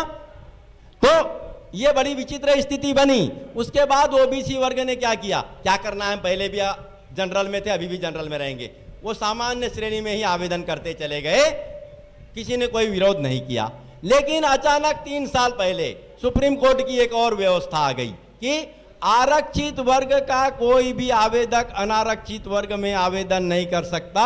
उसके बाद यह स्थिति बनी कि 54% आबादी वाला OBC वर्ग 14% में सिमट कर रह गया। यह दुर्भाग्यपूर्ण स्थिति है। अब मैंने माना कि जनगणना का अधिकार भारत सरकार का है, प्रदेश सरकार का नहीं होता, लेकिन संविधान में एक व्यवस्था दी गई है, कोई भी राज्य सरकारी योजनाओं के क्रियान्वयन के लिए जातिगत आधार पर सर्वे करा सकता है और उस अधिकार के तहत मध्य प्रदेश में प्रत्येक जाति का सर्वे सुनिश्चित किया जाएगा। और जब सर्वे की रिपोर्ट आएगी तो उसे पहले न्यायालय के पास, और न्यायालय से भी निदान नहीं होगा तो सदन में रखते हुए आबादी के अनुपात में आरक्षण सुनिश्चित कर दिया जाए। अब एक बात आती है, हमारे जो सवर्ण कैटेगरी के लोग हैं, कुछ हैं, उनके दिमाग में ये बात आती है, क्या हुआ? पत्रकारों ने भी मुझसे पूछा ये क्या हुआ, फिर आरक्षण पे आरक्षण। हम एक चीज बताना चाहते हैं, यदि कोई पढ़ा युवक जो है सबसे अधिक अंक लाता है अर्हकारी परीक्षा में, प्रतियोगी परीक्षा में, तो उसे अधिकार तो प्राथमिकता के साथ चाहिए, उसके लिए एक व्यवस्था देनी पड़ेगी, उसके साथ अन्याय हो जाएगा। तो प्रत्येक वर्ग की आबादी का 10% बचाते हुए 10% आरक्षण सबसे अधिक अंक लाने वाला, चाहे वो किसी भी वर्ग का हो, 10% आरक्षण सबसे अधिक अंक लाने वालों को उत्कृष्ट श्रेणी अर्थात एक्सीलेंस कैटेगरी के तहत देने का प्रावधान भी सुनिश्चित किया जाएगा। इससे क्या होगा? सही मायने में समानता का सिस्टम प्रदेश में लागू होगा, और जब मध्य प्रदेश में समानता का सिस्टम लागू होगा तो अंततः पूरे देश में भी लागू करना पड़ेगा। तो मतलब अब क्या हुआ? ओबीसी वर्ग 27% की मांग मत करे, कितने प्रतिशत की करे? आबादी के अनुपात में मांग करे। अब यह बात हुई हमारी पांचवी। छठवीं बात अधिकारियों कर्मचारियों के सम्मान और स्वाभिमान से जुड़ी हुई है। आजकल अधिकारी कर्मचारियों को बार बार अपमानित किया जाता है। कार्यकर्ता हो इसलिए मैं बात को भी रखना चाहूंगा, क्योंकि आपको जवाब मंच पे नेताजी आए, ये तहसीलदार, ये कलेक्टर, ये पटवारी, ये फलाना, इसने ऐसा किया, और उसको गंदी गाली देना, अपमानित करना शुरू हो जाता है। और जब वो नेताजी देते हैं तो बात अलग है, उनके साथ साथ हमारे युवा भी वही चालू हो जाते हैं। आप पहले का टाइम था, गांव के पटवारी को पटवारी साहब कहते थे, मास्टर को मास्टर साहब कहते थे, ग्राम सेवक ग्राम सहायक को बाबू साहब कहते थे, कलेक्टर एसपी आदि का बड़ा सम्मान होता था, सम्मान का भाव था। अब क्या हो गया? ये पढ़ा लिखा युवक भी जाता है गांव में, पटवारी को बोलता है, पटवारी है मास्टर, और बदतमीजी चालू। और ये पुलिस वाले दिखे अगर सामने में, ठुल्ला आ गया ठुल्ला। ये धारणा बन चुकी है, कितनी अपमानजनक स्थिति है। तो मैं युवाओं से बार बार कहता हूं, आप लोग भी युवाओं से संकल्प दिलाइए। मैं युवाओं से कहता हूं, गाली देने में बहुत मजा आता है, गाली खाने पे पता चलता है कि उस पर क्या बीतती है। तो अभी जब आप गाली दे रहे हो और आप जब सरकारी नौकरी में जाओगे तो आपको भी गाली पड़ेगी, फिर रात की नींद हराम हो जाएगी, घर में जाकर के गुस्सा किसी पर उतारोगे। जैसे अभी गाली खाने वाले अधिकारी अपने पत्नी पर गुस्सा उतारते हैं, मालूम है कि नहीं है? घर में जाते हैं पत्नी पर गुस्सा उतारते हैं कि बोले बहुत गाली पड़ी आज। तो ऐसी स्थिति ना बने अपमान की, इसलिए मैं युवाओं से संकल्प दिलाता हूं, आप भी दिलाइए गांव में, कि हम सरकारी अधिकारियों कर्मचारियों को उनके पद और कद के अनुरूप सम्मान देंगे भी और दिलाएंगे भी। और यदि किसी ने उन्हें अकारण अपमानित करने का प्रयास किया तो उन्हें सबक सिखाने से भी नहीं चुकेंगे, क्योंकि उनका सम्मान हमारा सम्मान, उनका स्वाभिमान हमारा स्वाभिमान। यह बात, यह धारणा सब में होनी चाहिए। और आप कांग्रेस के कार्यकर्ता हैं अधिकतर, मुझे मालूम है, तो आप गांव में जाकर के युवाओं को जब ये संकल्प दिलाएंगे तो आपके सरकारी अधिकारी कर्मचारी जो ग्राउंड पे लगे हैं वे भी आपके इस निर्णय का स्वागत करेंगे। अब आती है सातवीं बात, बड़ी महत्वपूर्ण बात है, इसको लेकर के बड़ी धारणा गलत हो गई है। गलत क्यों हुई है कि लोगों को ऐसा लगता है, जब मैं राजा महाराजा बोलता हूं तो लोगों को लगता है कि फलाने का विरोध है, ढेकाने का विरोध है। ऐसा नहीं है। 561, थोड़ा सा ध्यान से सुनिए इस बात को, बड़ा गलत भ्रम की स्थिति है लोगों में, इसलिए क्लियर कर रहा हूं। 561 रियासतें थी पूरे देश में स्वतंत्रता के टाइम में। तो इन रियासतों के विलीनीकरण का काम शुरू हुआ देश में। तो विलीनीकरण क्या था? ये स्वतंत्र रियासतें थी ही नहीं, ब्रिटिश हुकूमत थी। इनके ऊपर राज करने के लिए एक रेजिडेंट बैठा होता था, ये खुद ही गुलाम थे, इसलिए इनको अधिकार मांगने की कोई जरूरत नहीं थी। जब राष्ट्रवादी संगठन को सरकार बनाने का अधिकार दे दिया गया भारत में, तब जो सरकार भारत की बनती उसमें पूरी इनकी संपत्ति का विलय हो जाना था। लेकिन ऐसा नहीं हुआ, इन्होंने मनमाने अधिकार मांगे। हमको इतना राजस्व मिलता था, हमको इसका भत्ता मिलना चाहिए, हमको न्यायालय जाने की छूट देना चाहिए, इतने तोपों की सलामी चाहिए, आदि आदि ढेर सारी मांगे उनने रखी, एकजुट हो गए। तो क्या हुआ? राजभत्ता की मांग चली। तो देश के 561 रियासतों के लिए अलग अलग उनकी जितना बड़ा रियासत थी उसके आधार पर राजभत्ता तय हुआ। देश में कुछ ऐसी रियासतें थी जिनको 8,098 ओंस अर्थात 25,500 तोला सोने की कीमत की बराबर की राशि प्रतिवर्ष पेंशन के रूप में अर्थात प्रिवी पर्स के रूप में, राजभत्ता के रूप में दी जाती थी। वो देश के कुल बजट का 28.13% होता था। विकास के लिए पैसा ही नहीं बचता था। श्रीमती इंदिरा गांधी समाजवादी सोच की थी और उन्होंने सन 1960 में ही कांग्रेस के लिए समाजवाद अपनाते हुए उस पर काम शुरू किया और उन्होंने बोला कि राजा महाराजाओं को मिलने वाला प्रिवी पर्स बंद होना चाहिए। उन्होंने प्रिवी पर्स बंद करने का निर्णय लिया। तो 28% राशि जो उनके प्रिवी पर्स में जाती थी वो देश के विकास में खर्च होने लगी। तो हम उसके बाद उन्होंने क्या किया, बैंकों पर भी राजा महाराजाओं का ही अधिकार था, तो उन्होंने बैंकों का राष्ट्रीयकरण कर दिया। खदानों पर उनका कब्जा था, खदानों का राष्ट्रीयकरण कर दिया। उसी प्रकार उनके समय में जो कंपनियां स्थापित हो गई थी उनका भी राष्ट्रीयकरण कर दिया। उसी समय से सम्मानजनक नौकरियों का सिलसिला शुरू हुआ। लेकिन आप जानते हैं उस समय कोविनेंट मर्जर बना था रियासतों का कोविनेंट मर्जर इस टाइप से बना था कि उनकी जितनी संपत्ति है उसमें से उतनी संपत्ति उनके पास दी जाए ताकि उनका जीवन चल सके, और बाकी सारी संपत्ति सरकारी हो जाएगी। क्योंकि उन्हीं के सब अधिकारी कर्मचारी बैठते थे, तो उन्होंने क्या किया, संपत्ति जितनी उनके नाम पे होनी थी नियमानुसार वो तो रखे, बाकी सारी संपत्ति को पास पड़ोस के लोगों के नाम से, नातेदार रिश्तेदार आदि के नाम से, और तो और कुत्ते बिल्लियों के नाम भी करा दिया। और बाकी जो संपत्ति थी उसको एसेट्स के रूप में प्राइवेट ट्रस्ट और पब्लिक ट्रस्ट बना करके उसमें रख लिया। हमारे यहाँ पे एक महाराजा हैं, उनकी वंशज है, उनके पास में 138 ट्रस्ट हैं, 138। तो बड़ी विचित्र स्थिति है।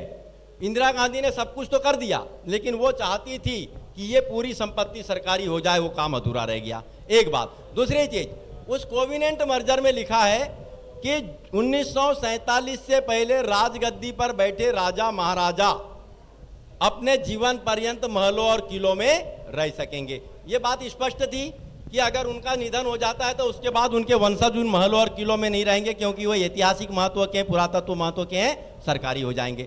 लेकिन उनके वंशजों ने उन महलों और किलों पर भी अपना कब्जा बना के रख लिया। ये बड़ी दुर्भाग्यपूर्ण स्थिति है राज्य के लिए। कोई संपत्ति, महर्षि मनु, हिंदू धर्म के अनुसार बात करें तो महर्षि मनु और महर्षि जैमिनी ने भी बोला था, किसी भी राजा की स्टेट की जो संपत्ति है वो राजा की निजी संपत्ति नहीं होती, वो प्रजा की होती है। निजी संपत्ति होती ही नहीं, तो वो तो सरकार की हो जानी चाहिए थी, वो गलत है। इसीलिए हम चाहते हैं, हमारे मध्य प्रदेश पर कितने का कर्ज है जानते हैं आप लोग? 3 लाख करोड़ के ऊपर का कर्ज है। और थोड़ा 2 मिनट सुन लीजिए, 3 लाख करोड़ के ऊपर का कर्ज हमारे मध्य प्रदेश पर है। और हमारे इस मध्य प्रदेश में ही एक रियासतदार की वंशज ऐसी हैं कि उनके पास में 3 लाख करोड़ से अधिक की प्रॉपर्टी है। यदि वो सरकारी हो जाती है तो हमारा राज्य कर्ज मुक्त हो जाएगा कि नहीं होगा? हमारा राज्य कर्ज मुक्त होगा कि नहीं होगा? आप चाहते हैं ना राज्य कर्ज मुक्त हो जाए? अब बाकी महाराजाओं की जो संपत्ति है वो सरकारी होगी, तो उससे हम क्या करेंगे हम बताना चाहते हैं। 1 एकड़, 2 एकड़, 3 एकड़ का किसान आधुनिक खेती नहीं कर सकता। आधुनिक खेती करने के लिए इंडस्ट्रियल फार्मिंग शुरू करनी पड़ेगी, जो हम करना नहीं चाहते अपने देश में। ये कमलनाथ जी हैं जिन्होंने विश्व व्यापार संगठन की बैठक में साफ बोल दिया था कि भारत में कभी औद्योगिक खेती नहीं होगी, क्योंकि भारत की आत्मा में कृषि बसती है। तो यहाँ औद्योगिक खेती नहीं की जा सकती, लेकिन उद्योगों पर केंद्रित कम्युनिटी फार्मिंग की जा सकती है। किसानों को संगठित करके कम्युनिटी फार्मिंग का कॉन्सेप्ट शुरू किया जा सकता है। फूड प्रोसेसिंग इंडस्ट्री की चेन स्थापित की जा सकती है, और उस उद्योग की मांग के अनुरूप कृषि उत्पादन शुरू होगा। कृषकों का उत्पादन फूड प्रोसेसिंग इंडस्ट्री से प्रोसेस्ड होकर विदेशी बाजार में जाएगा, तो किसानों की आय 2 से 10 गुना बढ़ जाएगी। कितनी बढ़ेगी? 2 से 10 गुना। Industry centric community farming concept से किसानों की आय 2 से 10 गुना बढ़ जाएगी, और किसानों के बच्चे फूड प्रोसेसिंग इंडस्ट्री में नौकरी करने लगेंगे, तो इससे 40% बची हुई बेरोजगारी भी दूर हो जाएगी। इस प्रकार हमारा यह राज्य पूर्णतः बेरोजगारी से मुक्त हो जाएगा, और यहाँ अवसर ही अवसर दिखाई देंगे, राज्य प्रगति की ओर बढ़ जाएगा। एक बात जरा मैं स्पष्ट करना चाहता हूँ, जब मैं रियासतदारों की बातें करता हूँ तो थोड़ा भ्रम है लोगों में। रियासतदार जिनको राजा लिखे जाते थे वो जनरली नहीं थे रियासतदार। रियासतदार महाराजा होते थे, जिनको महाराजा बोला जाता था। महाराजा के यहाँ एक प्रशासनिक इकाई थी राजा, और उसके नीचे इलाकेदार, ये प्रशासनिक इकाई थी। इसलिए हमारा फोकस महाराजाओं पर है। किस पर है? जरा ध्यान दीजिए, जोर से बोलिए, सुन लिए हैं तो। हमारा फोकस किस पर है? महाराजाओं पर। महाराजा की संपत्ति सरकारी होनी चाहिए कि नहीं होनी चाहिए? इंडस्ट्री सेंट्रिक कम्युनिटी फार्मिंग लागू होनी चाहिए। किसानों की आय बढ़ाना चाहिए। किसानों के बच्चों के लिए नौकरी का इंतजाम करना चाहिए। तो कांग्रेस ने हमारे इन मुद्दों को, इस अभियान को अपनाया है। इस राज्य को नवक्रांति की ओर ले जाना है। इस राज्य के मॉडल को विश्व के प्रगतिशील और विकासशील देशों को, विकसित देशों का अनुसरण करना पड़ेगा। मध्य प्रदेश 5 साल में विश्व प्रसिद्ध विकसित राज्य बन के रहेगा। इन्हीं शब्दों के साथ मैं अपने वाणी को विराम देना चाहता हूं। जय हिंद। धन्यवाद। इस कार्यक्रम की अध्यक्षता कर रहे जिला कांग्रेस कमेटी के अध्यक्ष आदरणीय बड़े भाई रामकिंकर गुर्जर जी से अनुरोध है कि वो आए और अपने विचार व्यक्त करें। आदरणीय रामकिंकर सिंह गुर्जर जी।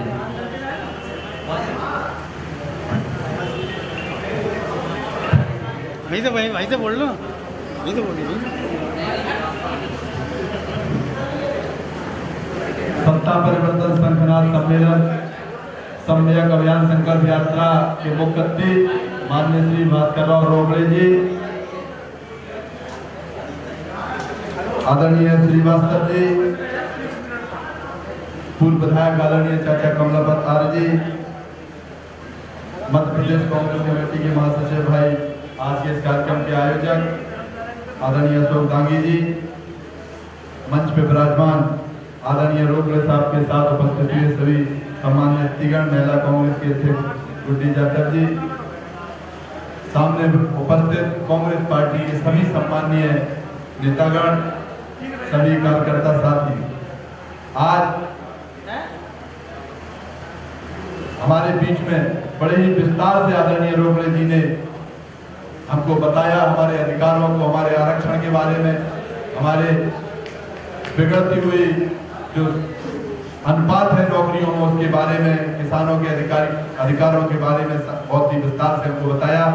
कांग्रेस की रीति नीति के बारे में, हमारे महापुरुषों के बारे में जो देश के हित में उन्होंने काम किए, हमारे रोकड़े जी ने बड़े विस्तार से बताया है।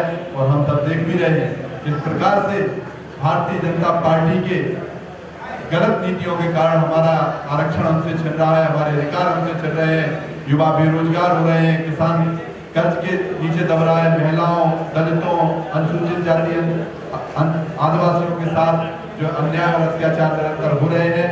हम सबको एकजुट होकर के पूरी ताकत के साथ इस आताताई, इस दमनकारी सरकार के खिलाफ लड़ना है।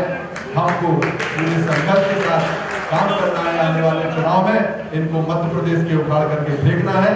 ऐसे संकल्प के साथ माननीय कमलनाथ जी की नीतियों को जन जन तक पहुंचाना है, माननीय खड़गे साहब, माननीय राहुल गांधी जी की नीतियों को जन जन तक पहुंचाना है, कांग्रेस पार्टी की विचारधारा को जन जन तक पहुंचाना है। और जिस प्रकार से लोगों को भ्रमित करने का काम भारतीय जनता पार्टी और उनके नेता करते हैं, वो भ्रम को दूर करना है। हम सबको मेहनत करना है। निश्चित ही आने वाला समय हमारा है। हमारे जब मध्य प्रदेश के मुख्यमंत्री कमलनाथ जी बनते हैं तो निश्चित ही मध्य प्रदेश के किसानों का, युवाओं का, दलितों का, आदिवासियों का, पिछड़ों का भविष्य सुरक्षित रहेगा, उनके अधिकार उनको मिलेंगे। काफी विस्तार से आप चर्चा सुन चुके हैं, ज्यादा कुछ नहीं कहना चाहता हूँ, बस इन्हीं शब्दों के साथ अपनी वाणी को विराम देता हूँ। जय जवान, जय किसान, धन्यवाद।